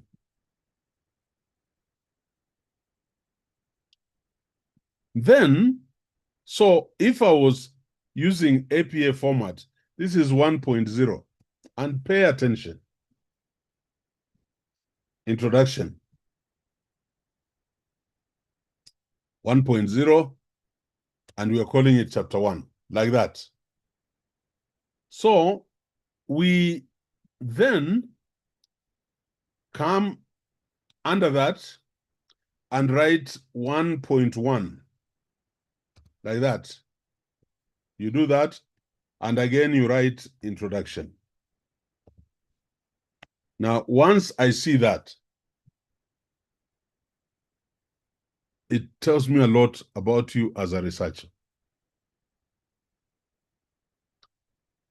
Chapter 1 of your proposal is the introduction. So, the next 1.1 of that chapter, 1.1 of that chapter, like that, will be introduction and background of the problem. It cannot be introduction. It cannot even be background of the problem. It has to be introduction and background of the problem.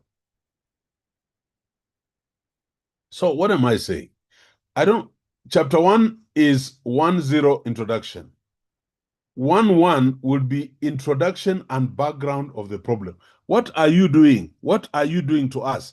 You are introducing your problem and you're giving us a background to the problem. And I've had big issues. 1% is how much?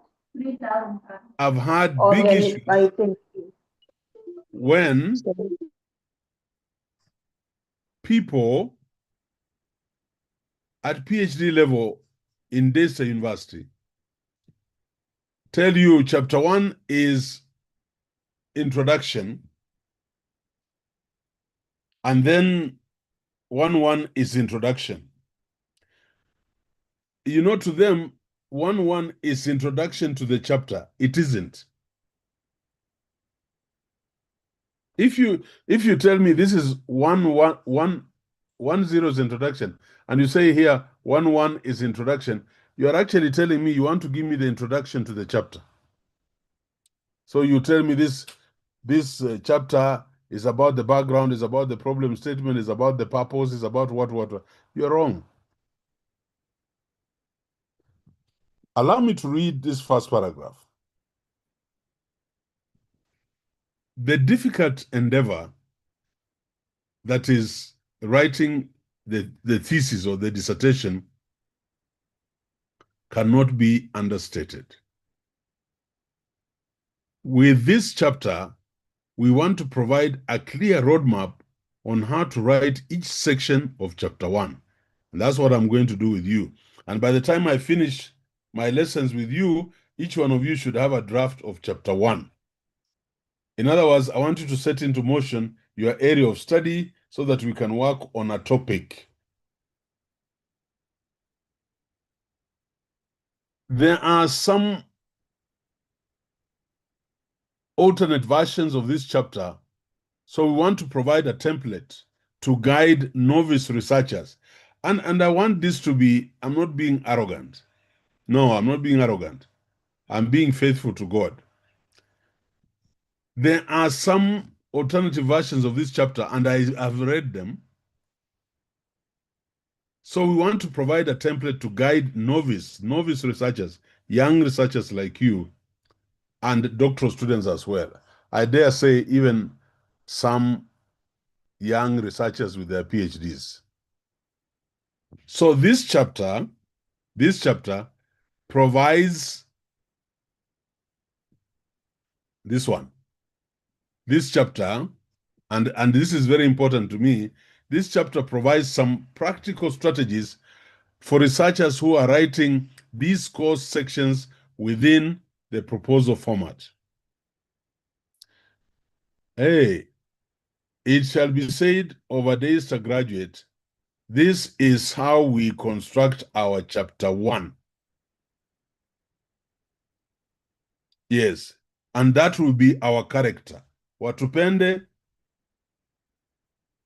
ama wasitupende. That will be our character. And I'm not just speaking this from here. This is what happens in Boston. This is what happens in Harvard. This is what happens at Stanford. This is what happens at Texas A&M. This is what happens at Witwatersrand in South Africa.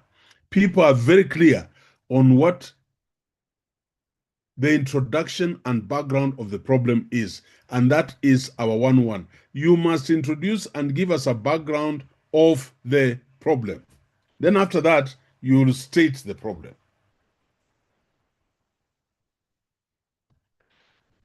This chapter will start with the overview and the basics of how to write. So please forgive me. I am dogmatic. The high school principal in me, the chemistry teacher in a high school, comes back. You will do what I'm telling you. So this chapter, and pay attention, this chapter will start with the overview and the basics of how to write it. I will not assume that you know how to write introduction and background of the problem. This thing looks very easy, but I'll begin to see in your thesis, in your proposals, things like introduction to the problem. I'll begin to see things like introduction. I'll begin to see things like background of the problem as my 1-1. You are wrong. Your 1-1, you are introducing and giving me a background of the problem.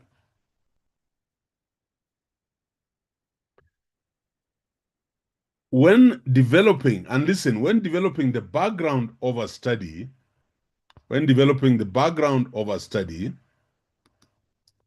and I hope we are clear, there are some items that need to be included. When I read your background of the study, I must see certain items included. So many postgraduate students have trouble writing this section, although many of us pretend we know.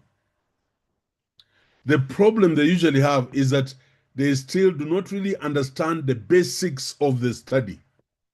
Because if you are doing a study for me, if you are doing the study for the world, please, can you introduce and give us the background of the problem? Yes. So when students begin to write this part, they are still confused about how they will start the beginning of the study. Now there's a solution to this problem. First, think of the background of the problem as the elevator pitch of the study. This one.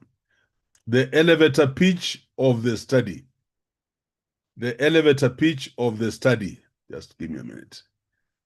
Think of this as the elevator pitch of the study. And what does that mean? Elevator pitch. You know, when I was growing up, there was only one lift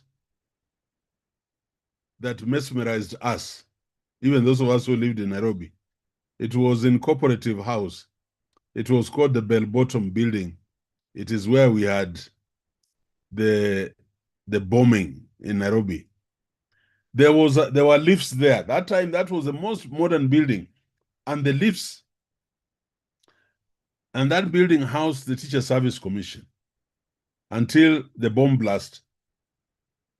And what a tragedy that was for us. TSC then moved away from that building. So those of us who are teachers, anytime we came, we ended up in that bell-bottom building.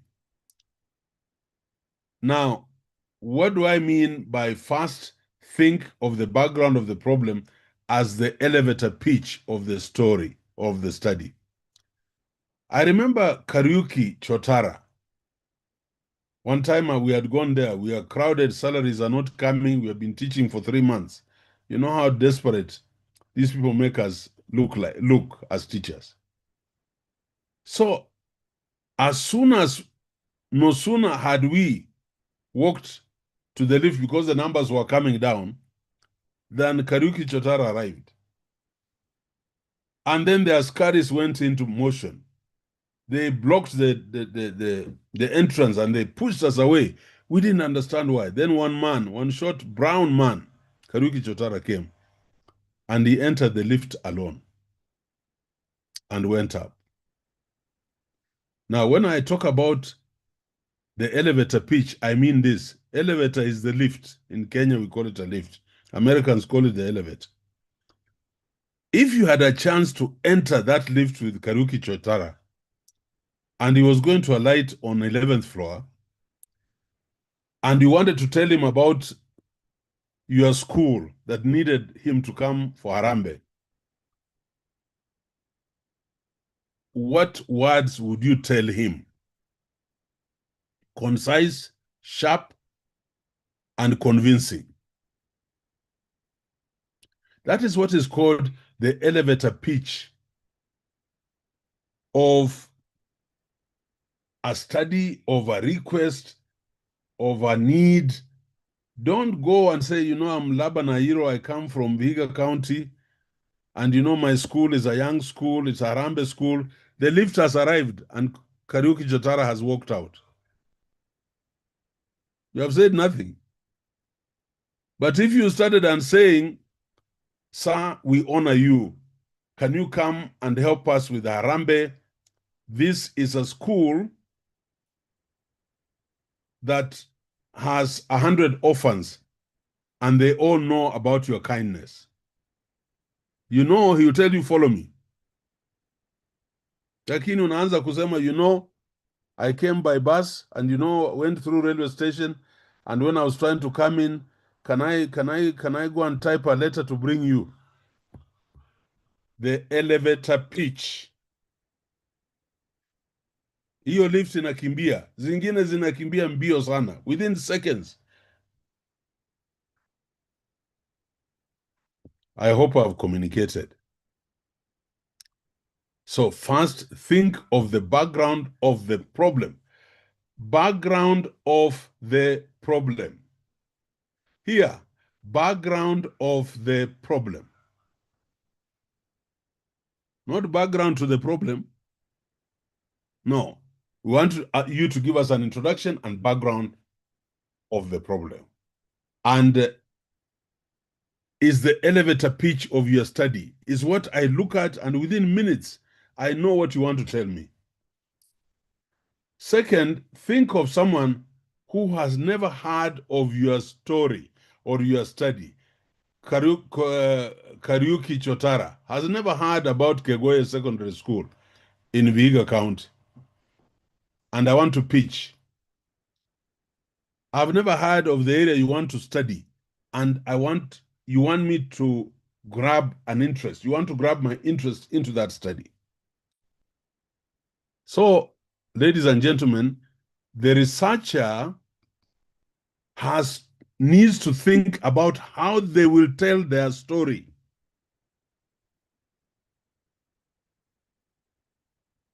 How would you tell your story? This one, the researcher has to think of how you will tell your story convincingly, and you are remembering that this is the elevator pitch: concise, sharp, short. Lastly, the researcher needs to state how and why the study is significant or of any interest to anyone. So how and why, how and why, how and why. Why do you want us to work with you in this study? So what am I saying?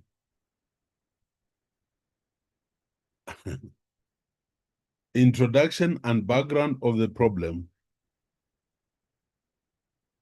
tells me whether you have a researcher's mind or you don't have. So this section can be described as a brief sketch giving the background information necessary for readers' understanding of the proposal. The writing of this is most effective when it is, look, A, focused on the background of the problem to be presented. Background of the problem to be presented. And I wish I could emphasize that more. Number two, I don't know how many of you know this word. It's called succinct. If you don't know, now you know because you are in Ayiro's class. And you can pretend to be intelligent to know the word succinct if you didn't know about it. Learning is a continuous process. Succinct. So look, you highlight the word succinct like that. Then you go to synonyms, you look for it, or you go to thesaurus and it will tell you what the meaning of that word is. Succinct. Succinct. Sharp and brief. And then I want you to show me supporting the section with enough documentation that justifies the need for the study. When you see something like this, supporting or giving justification, what they're talking about is that you must give us studies, citations, supporting the section with enough documentation. You must give us statistics, you must give us studies that justifies the need for the study.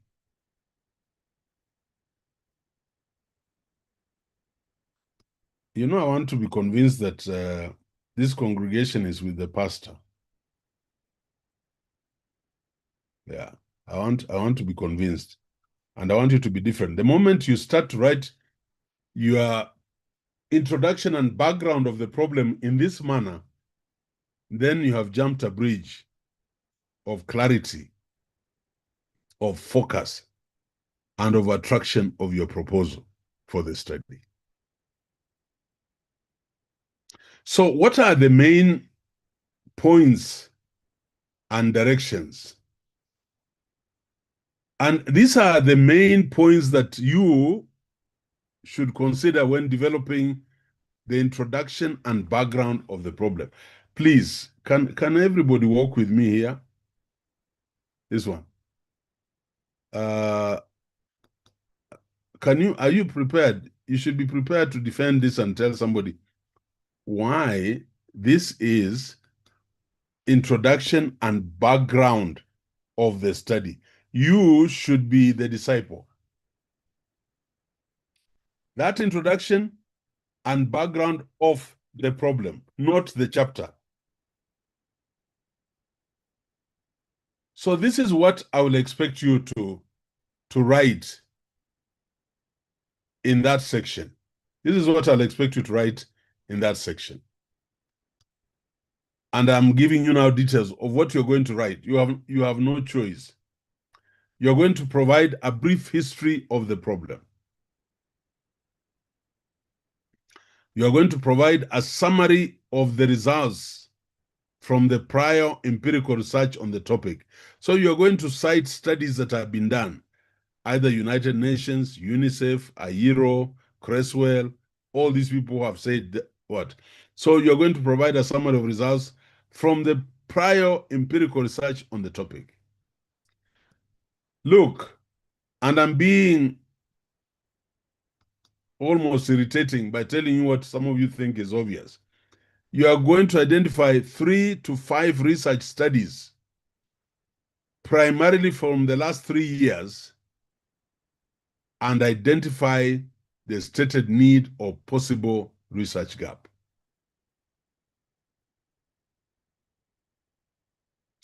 I've said primarily from the last 3 years, but you can also have a study that is 40 years old because it has become the Bible in that area. It's a seminal study. So that is allowed. But we'd like you to be current. So you're going to identify 3 to 5 research studies and identify the stated need or possible research gap. So me, when I'm looking at your background, your introduction and background of the problem, this is what I'm going. Have you provided a brief history of the problem? Have you provided a summary of the results from prior empirical research on the topic? Have you cited 2, 3, 4 other authors who have been there and where the gap is? Have you identified the need for the study or the defined gap? Have you identified the need for the study or the defined gap that will lead to the research problem statement? Yeah, you must identify the need for the study and the defined gap. Then you now walk into the research problem statement. But many of us have no idea what is the link, introduction and background of the problem to the problem statement. Those are 2 different things. And then I would want you to build a justification for the current study. You must build a justification for the current study by using a logical set of arguments supported by citations. So why are you doing this study? And then discuss how the problem is applicable beyond the local setting and contributes to societal and or professional needs. Yeah. So I would like to see that. Why are we doing this study? And then under introduction and background of the problem, you'll provide an overview of what will be discussed in the chapter. Now you tell us about the chapter. What will be discussed in the chapter under your thinking. I am very mean. I'm usually very mean.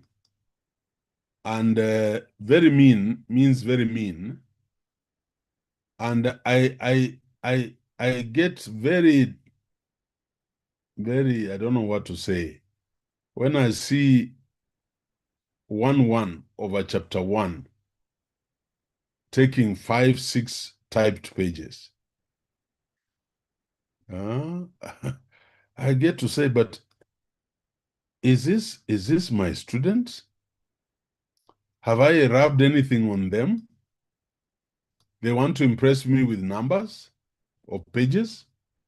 So I normally say, write long paragraphs, but give me 2 to 3 paragraphs. And for you at master's level, I want this, yani kizidi sana, iwe 3 pages, because you're still learning how to write concisely. I'm talking about introduction and background of the problem. I don't want to see 10 pages. I've seen thesis 10, 12 pages. Then I ask myself, Sasa God, where are we going? And I've asked many students in Daystar whether they've heard of this word called parsimony. Parsimony. Parsimonious. Parsimony. Being frugal with words. Being frugal with words. Parsimony. I keep asking, why aren't you becoming, why don't you choose to be parsimonious? Why are we not parsimonious? Why are we diarrheaing pages and pages of words? And when I read, you're just repeating yourself over and over and over again. So I would like to see parsimony. I would like to see how do I put it? Let me just do a search. Let me do a search so that we get this clarity. And this point must come home. Must somehow get home. It must reach home. We have no choice. I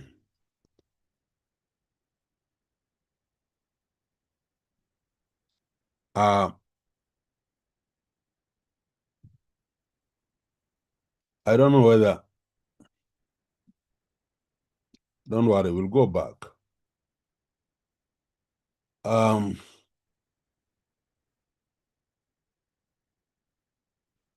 Let me see.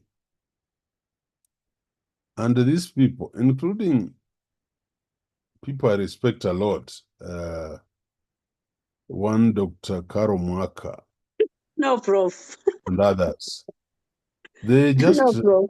they just bore me to death because they're not parsimonious. They have no regard for précis. So I want us to spend some time on this, and she knows what I'm saying, because that's a very big disease in our university. You know, we are communicators, so we want to really say it as it is, and repeat it until the cows come home.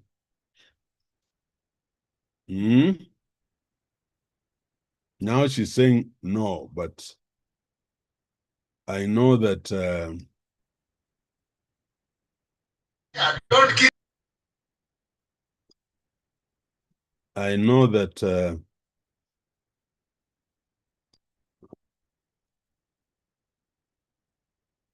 let me just do this. And I want Dr. Mwaka, that was on a light note. Can I have students to read for me this, because I want to be sure that I'll get better chapter ones now moving forward.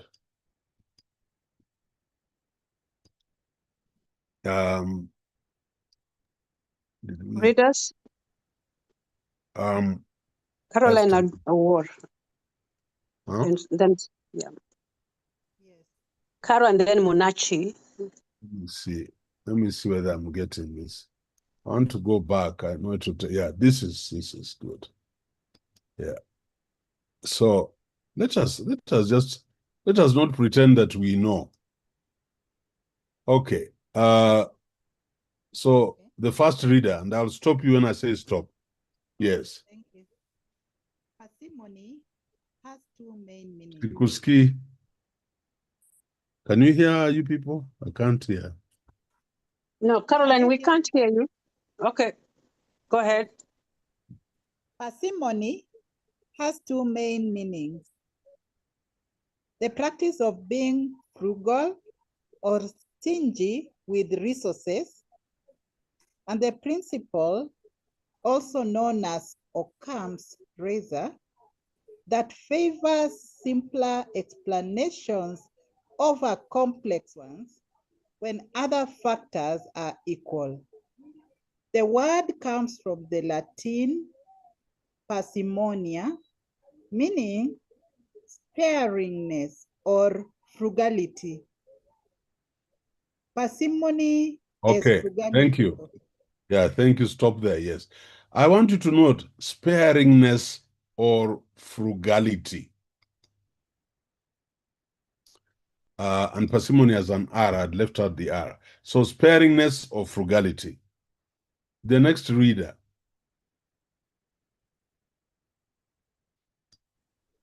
Parsimony as frugality, the quality of being unwilling to spend money or use a lot of something. For example, criticizing a government's parsimony with defense investment or noting a person's lifelong parsimony with money. Yeah. Parsimony is simplicity, that is Okay, the just pause there. Mhm. Yeah, pause there. And you know, I like this parsimony as simplicity, the Occam's razor. Unajua, I belong to another generation. I don't know whether some of you know that long time ago there was a razor blade. And the sharpest razor blade was called Nasset. I don't know whether you remember some Nasset. Yes. Inachonga kweli kweli.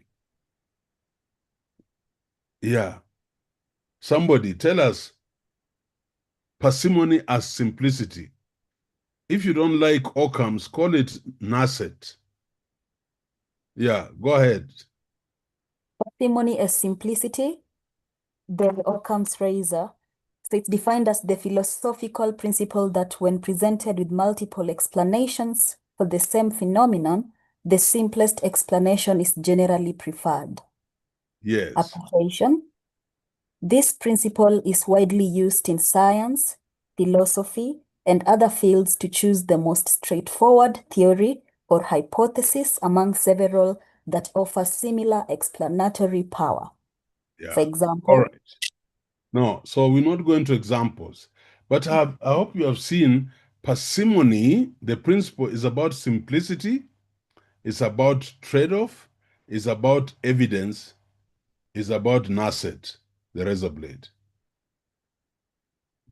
Lakini you give me dull passages, nasoma, naweka chini, nasoma, I can't get meaning. You are trying to be complicated. I cannot understand why you are being complicated, and you want to be a philosopher.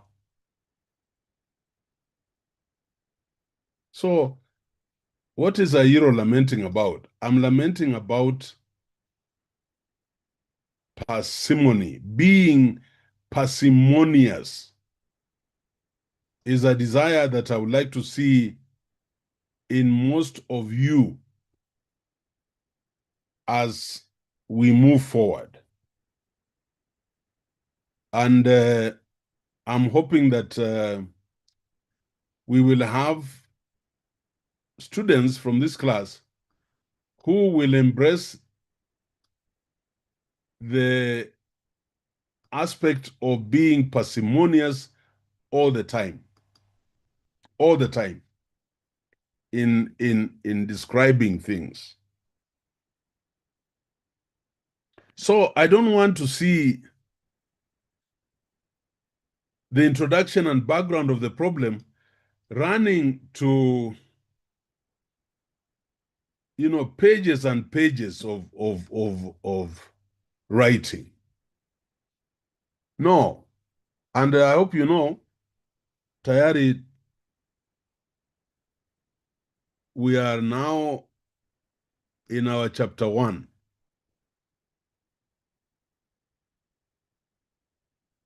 And that's why we are saying, this should have been with an R, we are saying that all of us must be parsimonious. And I'll be generous with you and tell you, you can run to 3 pages, but if you did 2 pages, I'll be very proud of you, and you'll have convinced me with what you're writing. I want us to look at this example. It is from the US, but it will tell us, it try to give you an idea of what do I want from this thing called introduction and background of the problem? After this one, I'll give you my own that I've crafted for you around artificial intelligence. So just give me a minute.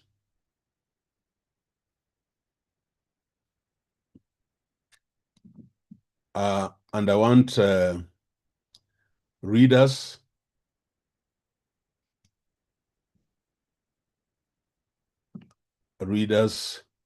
and remember what we have said. Remember what we have written here.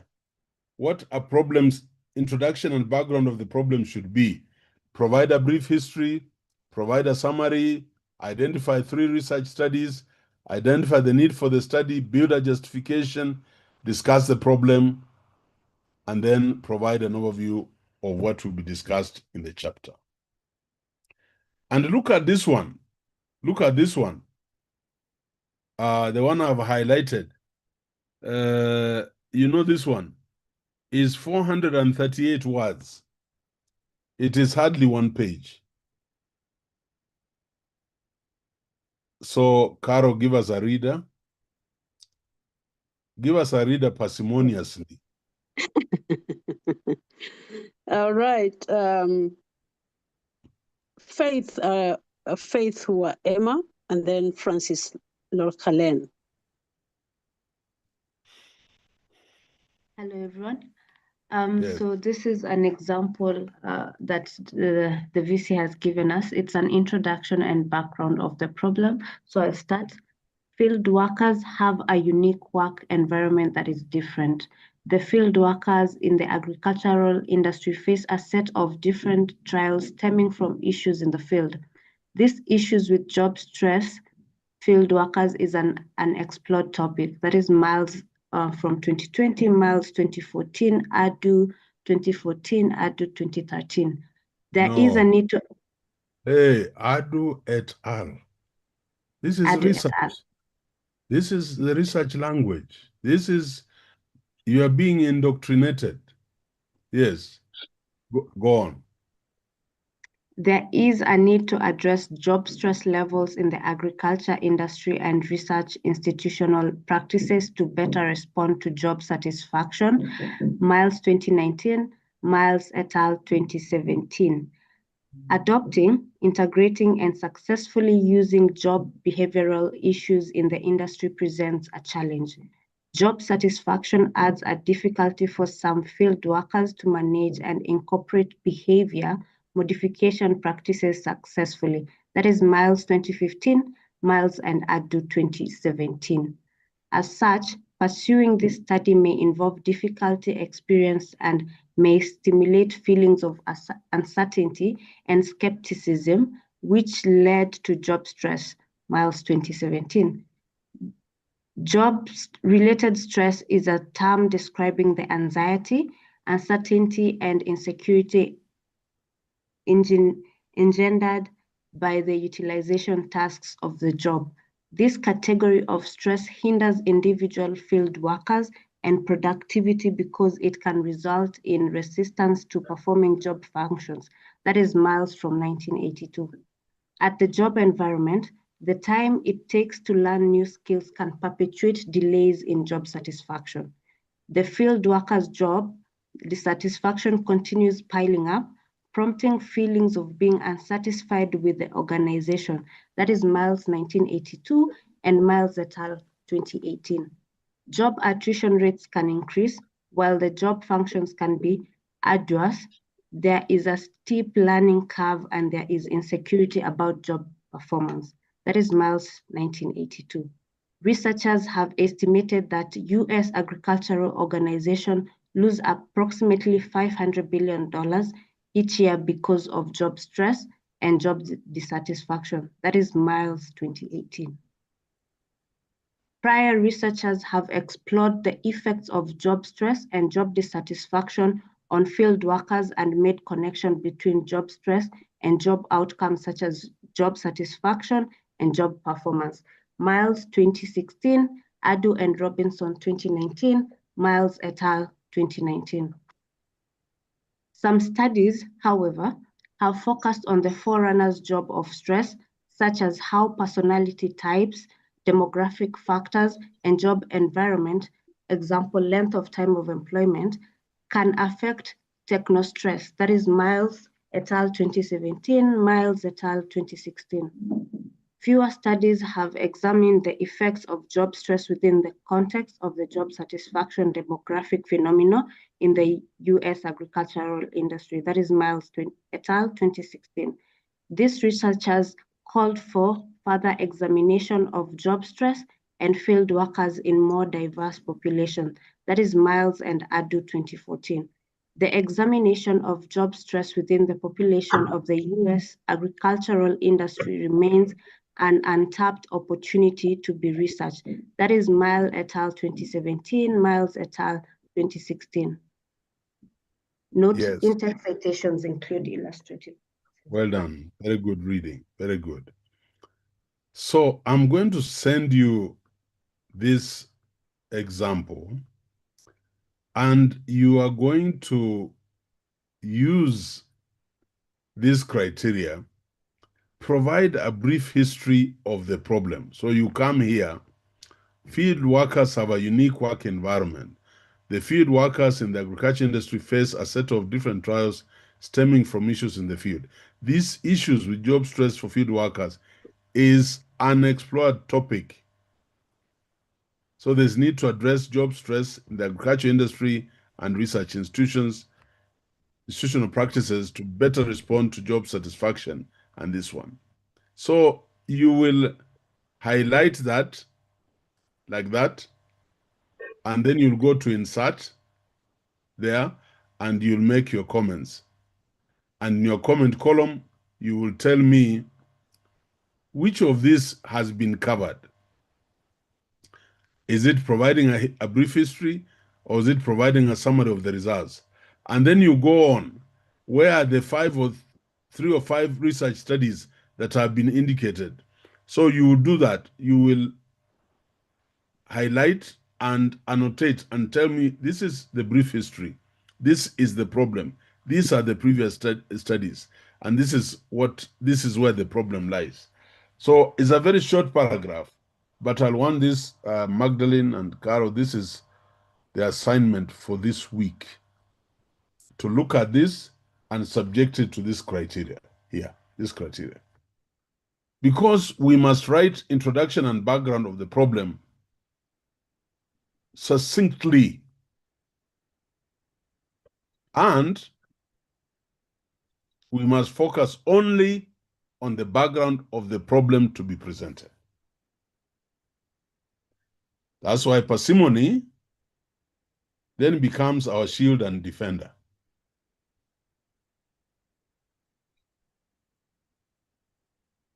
I hope everybody is with me on that.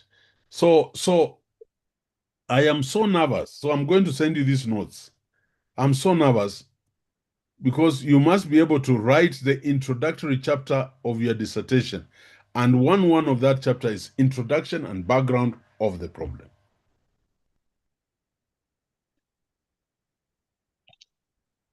Now, so we'll send this also over plus the PowerPoint slides. But I want to use an example that I have generated to drive certain things home.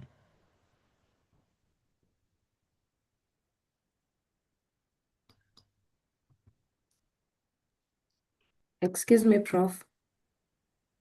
Please. Yes, I have a question as you look for the dissertation. Yeah. The citations in the introduction, they have the researchers mostly have 1 or 2 names, then there's the mention of Miles et al. So when is it safe to use et al? Can you use et al when you only have 2 researchers, but you find that the research papers that you're quoting all have several researchers? Is it okay to use et al with just 2 researchers just No. to minimize the word count? No. Et al is 4+. So 1, 2, 3, name them. Ayiro, Ocheng, and Njuguna, 2012. But when we exceed those three, then it is Ayiro et al. But we'll come to that when we are doing APS styling. All right? Yes, Now, thank you. I want to. Excuse me, Prof. Yes. Sorry for interrupting. No, not at all. I noticed from the previous example you've given us, the chapter 1 was connotated as 1.1. No, the introduction was connotated as 1.1, and then still 1.0. 1.0. Okay. 1.0, huh? Not 1.1. Okay. Yep. Yeah, thank you.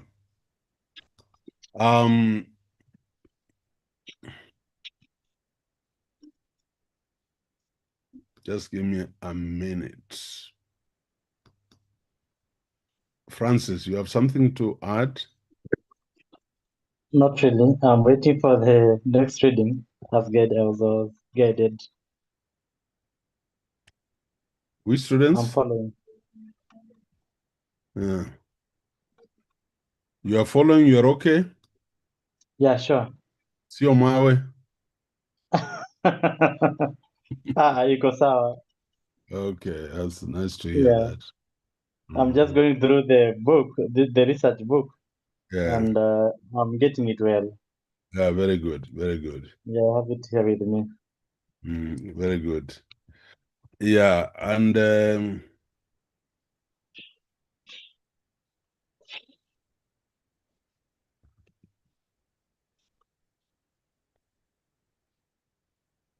I want us to look at this. And I want one reader, and then we'll stop here for tonight, so that there's no constipation. I want us to look at this.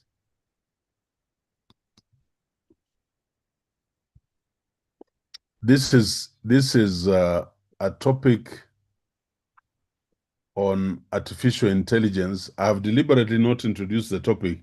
I want you to convince me what should be the title of this topic.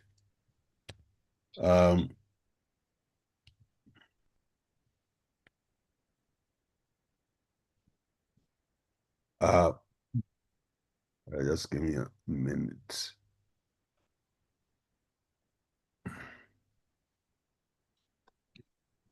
And I would like us to have about 3 readers to this.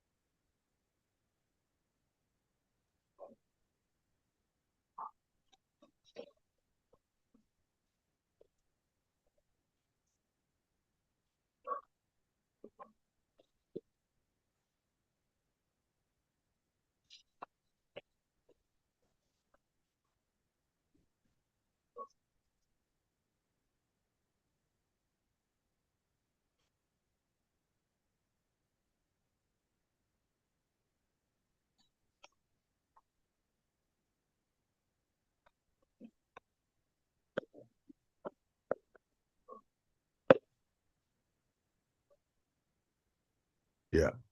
So I want us to take this as an example.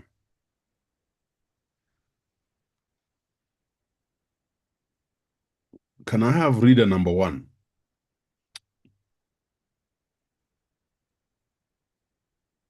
Okay, thank you, Prof. Yeah. I'm reading chapter 1. That's Francis.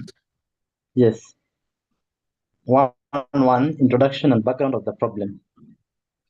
Artificial intelligence is increasingly reshaping higher education globally, with applications spanning adaptive learning systems, automated assessment, student support, chatbots, institutional data analytics, and research facilitation, UNESCO 2023. Universities in North America, Europe, and Asia have rapidly integrated AI-driven systems into their teaching, learning, and administrative structures, citing efficiency, personalization, and innovation as the key benefits. The global EdTech market powered by AI is projected to reach over $25 billion by 2030, with higher education as a central beneficiary, that is Holon IQ 2022. These developments have intensified debates about the place of African universities in this AI revolution. African universities, historically constrained by underfunding, infrastructural deficits, and digital inequities, now face pressure to embrace AI as both a pedagogical and administrative tool. Several African countries, such as South Africa, Nigeria, Kenya, and Egypt, have begun formulating AI strategies at national and institutional levels, citing education as a sector with transformative potential. That is AUDA NIPAD 2021. For example, South Africa's University of Johannesburg has piloted AI-driven plagiarism detection and virtual teaching tools, while Kenya's Konza Technopolis vision explicitly includes AI hubs as part of its innovation ecosystem.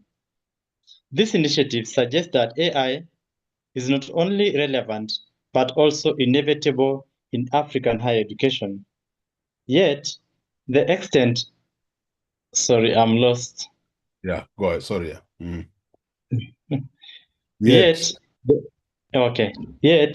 the extent to which AI has penetrated African universities remains contested. While policy documents and institutional blueprints highlight ambitious digital strategies, empirical accounts reveal uneven adoption. Many universities still rely on traditional lecture delivery, minimal digital platforms, and outdated ICT infrastructures. That is according to the World Bank 2022. The continent also grapples with structural challenges, which includes internet penetration, for example, remains at 43% compared to the global average of 62%. That is ITU 2023. While electricity and broadband costs further constrain AI uptake, the paradox emerges where AI is lauded in discourse, but the actual lived realities of students and lecturers show limited or no interaction with AI tools in teaching and learning. This contradiction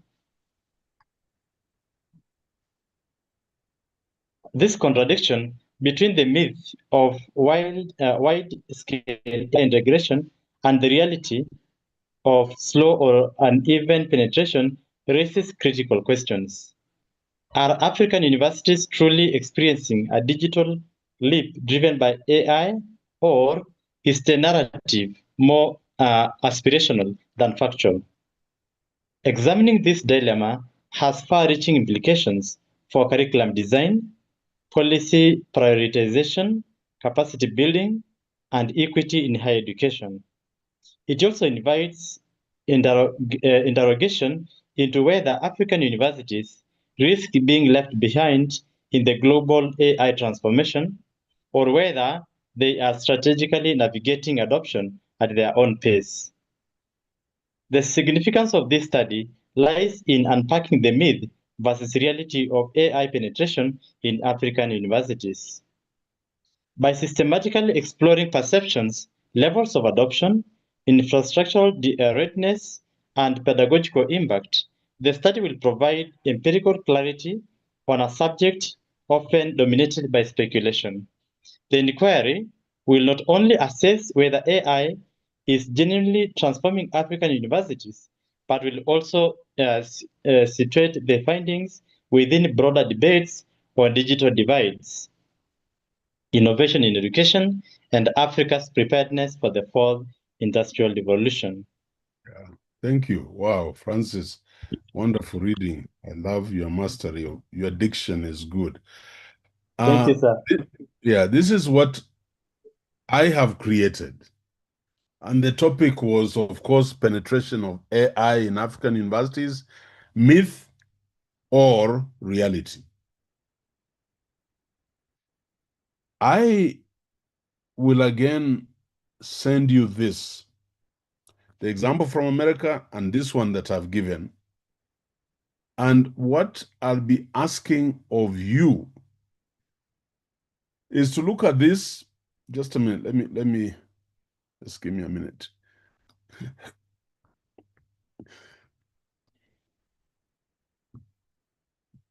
Just give me a minute, please.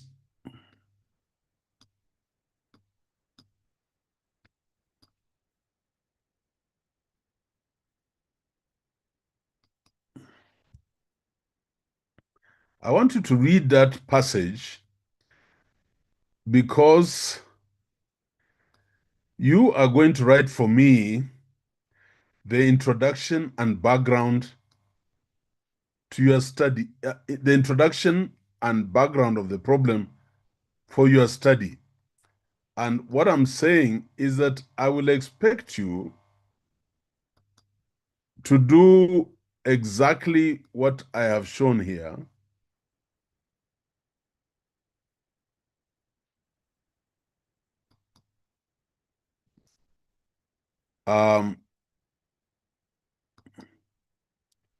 And I hope we are seeing this. So what I'll want you to do, this first paragraph, I will paste this here. Are you seeing this? Everybody seeing this? Yes. Yeah. Yes. Yeah. Provide a brief history of the problem. So I'll want you to critique my introduction and background of the problem and say, Ayiro, has he provided a brief history of the problem? Has he provided a summary of the results from prior empirical research on the topic? Has he identified 3 to 5 studies and identified the stated need or possible research gap? The possible research gap, is this a myth or reality? Has he identified the need for the study or the defined gap that will lead to the research problem statement? Has he built a justification for the current study by using a logical set of arguments supported by citations? Has he discussed the problem? Has he discussed how the problem is applicable beyond the local setting and contributes to societal and professional needs? Has he told us overall what this chapter will do? And has he overshot the 3 pages? If I highlight this one only,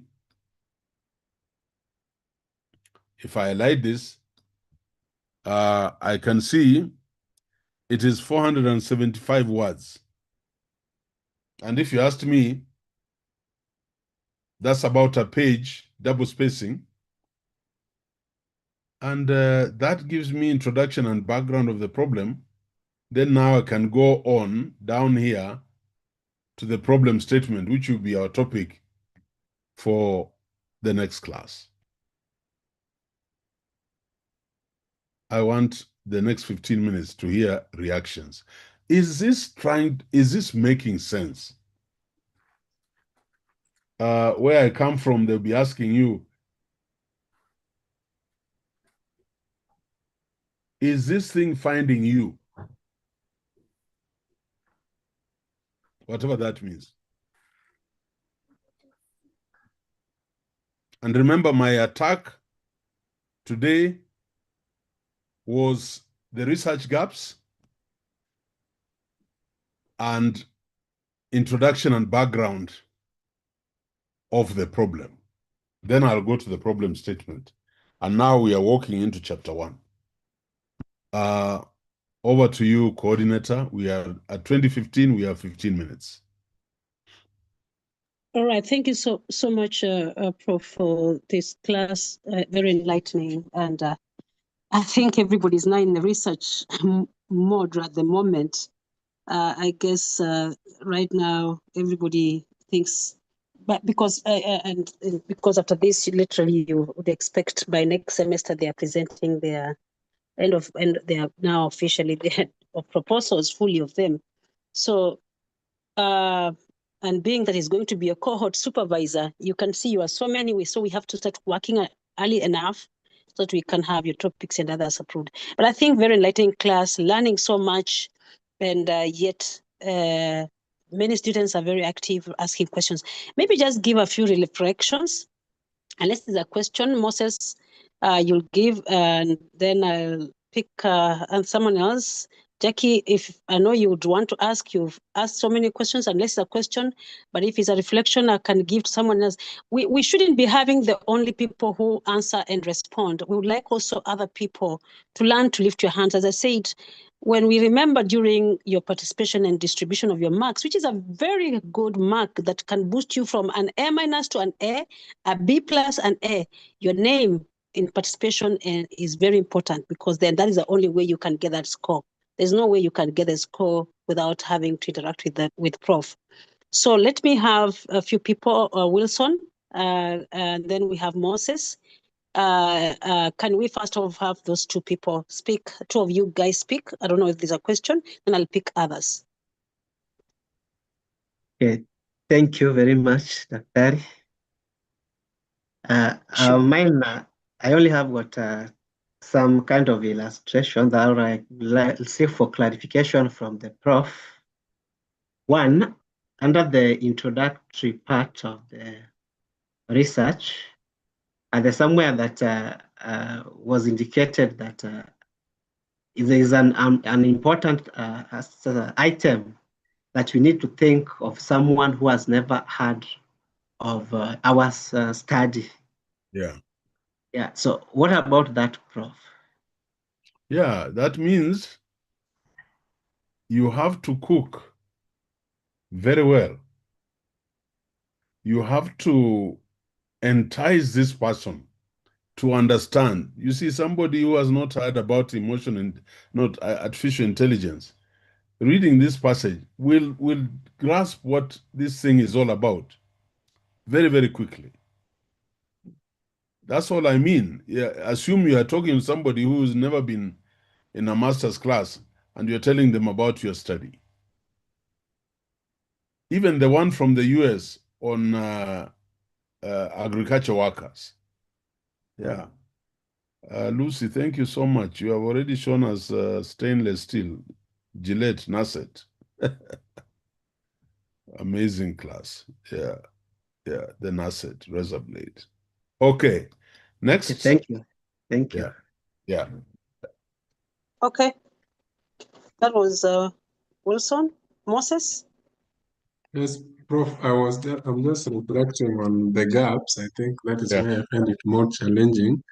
And especially if we can refer to the other introduction of the problem from the US. I don't know if you can be able to project it or not. Yeah, I can. Let me stop projecting this one.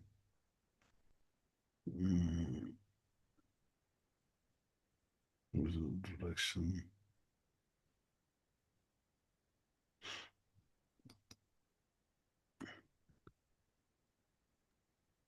Yes. I think, let's see.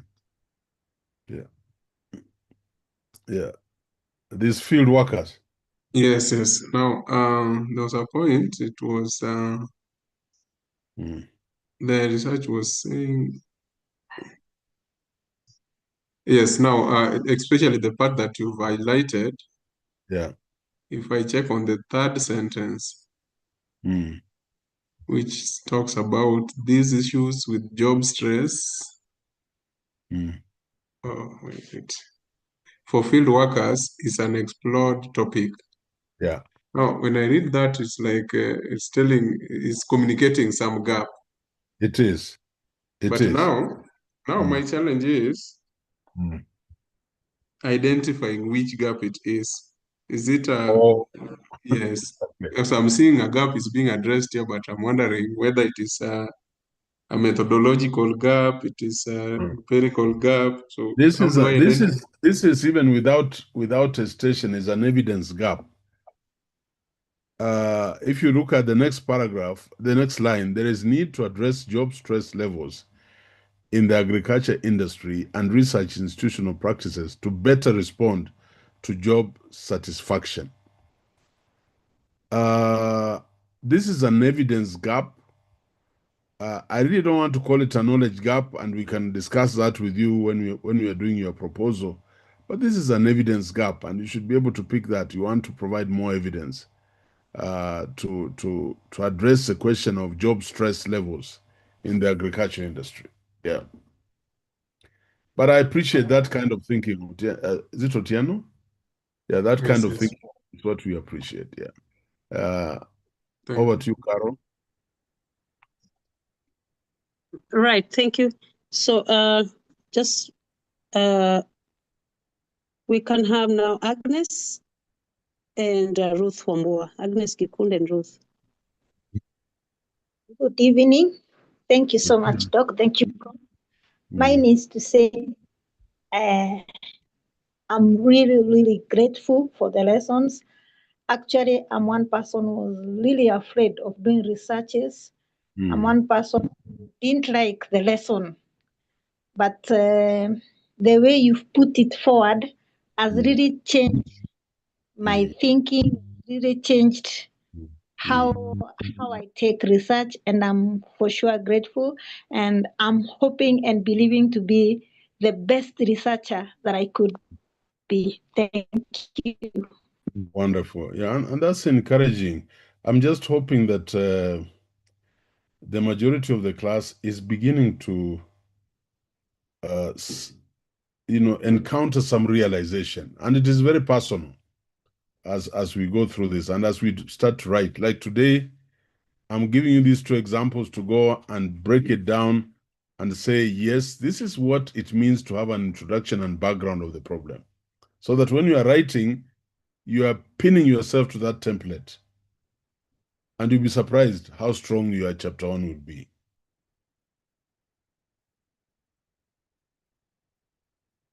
Yes, thank you, Prof. I hope you can hear me well. So first of all, I really want to appreciate the session. Today, I was coming home from work with my colleagues, and I was on the microphone, and they heard everything that you were saying, and they were like, you know what, Ruth, I want to join this course. And I told them, worry no more. So I connected them with the Meshach, and I'm hoping that by tomorrow we will be them in this class. Oh, wow. Yes, the two of them. Yes. Thank you. So back to this. Now I'm wondering, is it possible for me to read an article and realize that there are two maybe gaps or even more gaps? Yeah. Yes. Yes. And by the way, you can position your gaps and justify them. You have heard what Otieno has just asked. You can look at that research on farmers in the US and ask yourself, could this be an evidence gap or a knowledge gap? And if I position it as an evidence gap, what will be my theoretical framework? Which theories will support me? But we'll come to that later on as we get deeper into chapter 1. Yeah. Okay, thank you. Anybody else? Caro, if there are no more questions, today is a weekend. I would love to. Yeah, there are so many, but I think I don't know if really they're banning. No, let them field them. No, yeah, it's okay. Okay, so take a minute to say Jen, and then we have Jackie, and then we have Sophie. Please put down your hand if you have already. Carol, put down your hand. Okay, everybody here have Good already evening. put on, yeah. Good Yeah, evening. good evening, everyone. Good evening. Thank you, Prof, for such a wonderful session. Actually, joining my classes every day on my way home on the road, and today God has been faithful. I managed to get home quite not really early, but on time to get to know how to search the fact. So in my notes, I feel inspired to do search because that has been my worry. I've been wondering how will I manage to do the research. So still when I was away, I thought about the research gaps that you mentioned, and you mentioned something that really touched my heart. I usually call myself a humanitarian worker because I started my career in the refugee setups, that is in Dadaab and Kakuma in Kenya. So when you mentioned about the gaps that are existing in those areas, I've always wanted to do research in those areas. So my mind is already thinking widely and deeply on many gaps that are existing in the children, especially the refugee children who are in school. Some are in catch-up classes, others are in accelerated learning programs, others are in the normal system, which is not even working. So I feel encouraged and inspired to pursue my studies, my research in that field. And in addition to that, I've been working with most of them, some of what we call the semi-autonomous government agencies. So I've also been to think about the gaps. You know, when I say that, what I mean, that is where we are at some point. I see so many, and I've always been thinking, if I were to do my research, what kind of gaps would I pick? But now I feel like my mind is opening up, and I'm really grateful. Looking forward to becoming a good researcher and having the best problem statement. Thank you. God bless you. Thank you. Very good. Thank you. Yes. Who is next? We'll take two Right. more. Put your hand down. The rest. Yes, good evening once more. Yeah. To you. Mine is just a request for clarification concerning these main points that are supposed to appear in the introduction to the background of the problem. Are they supposed to come in a certain order, or like are you supposed to? Can you have like the brief history coming as point number 3 in the work, or is it supposed to have a certain definite order like the one you have given us here? I think just follow logic, and I've tried to think through. Let's stick to that template and work on that. Yeah, when we get more experience, we can meander a little. Yeah. Thank you. Okay, good evening. It's Sophie. Prof, I want to thank you so much for this wonderful session that we've had tonight. Personally, I teach science. I have done a lot of things in science, and I've been fearing, how do I write stories? But today, I am very hopeful that I can write something. Actually, I didn't even know how to get one paragraph. I've been struggling to think, and Aisha. But I thank God for you, Prof. You are slowly, day by day, igniting a lot of hopes in me. And I know I'll do the best research paper. Thank you. Wow. Thank you, Sophie. Thank you very much. And everybody should feel encouraged. We have no problem with the research.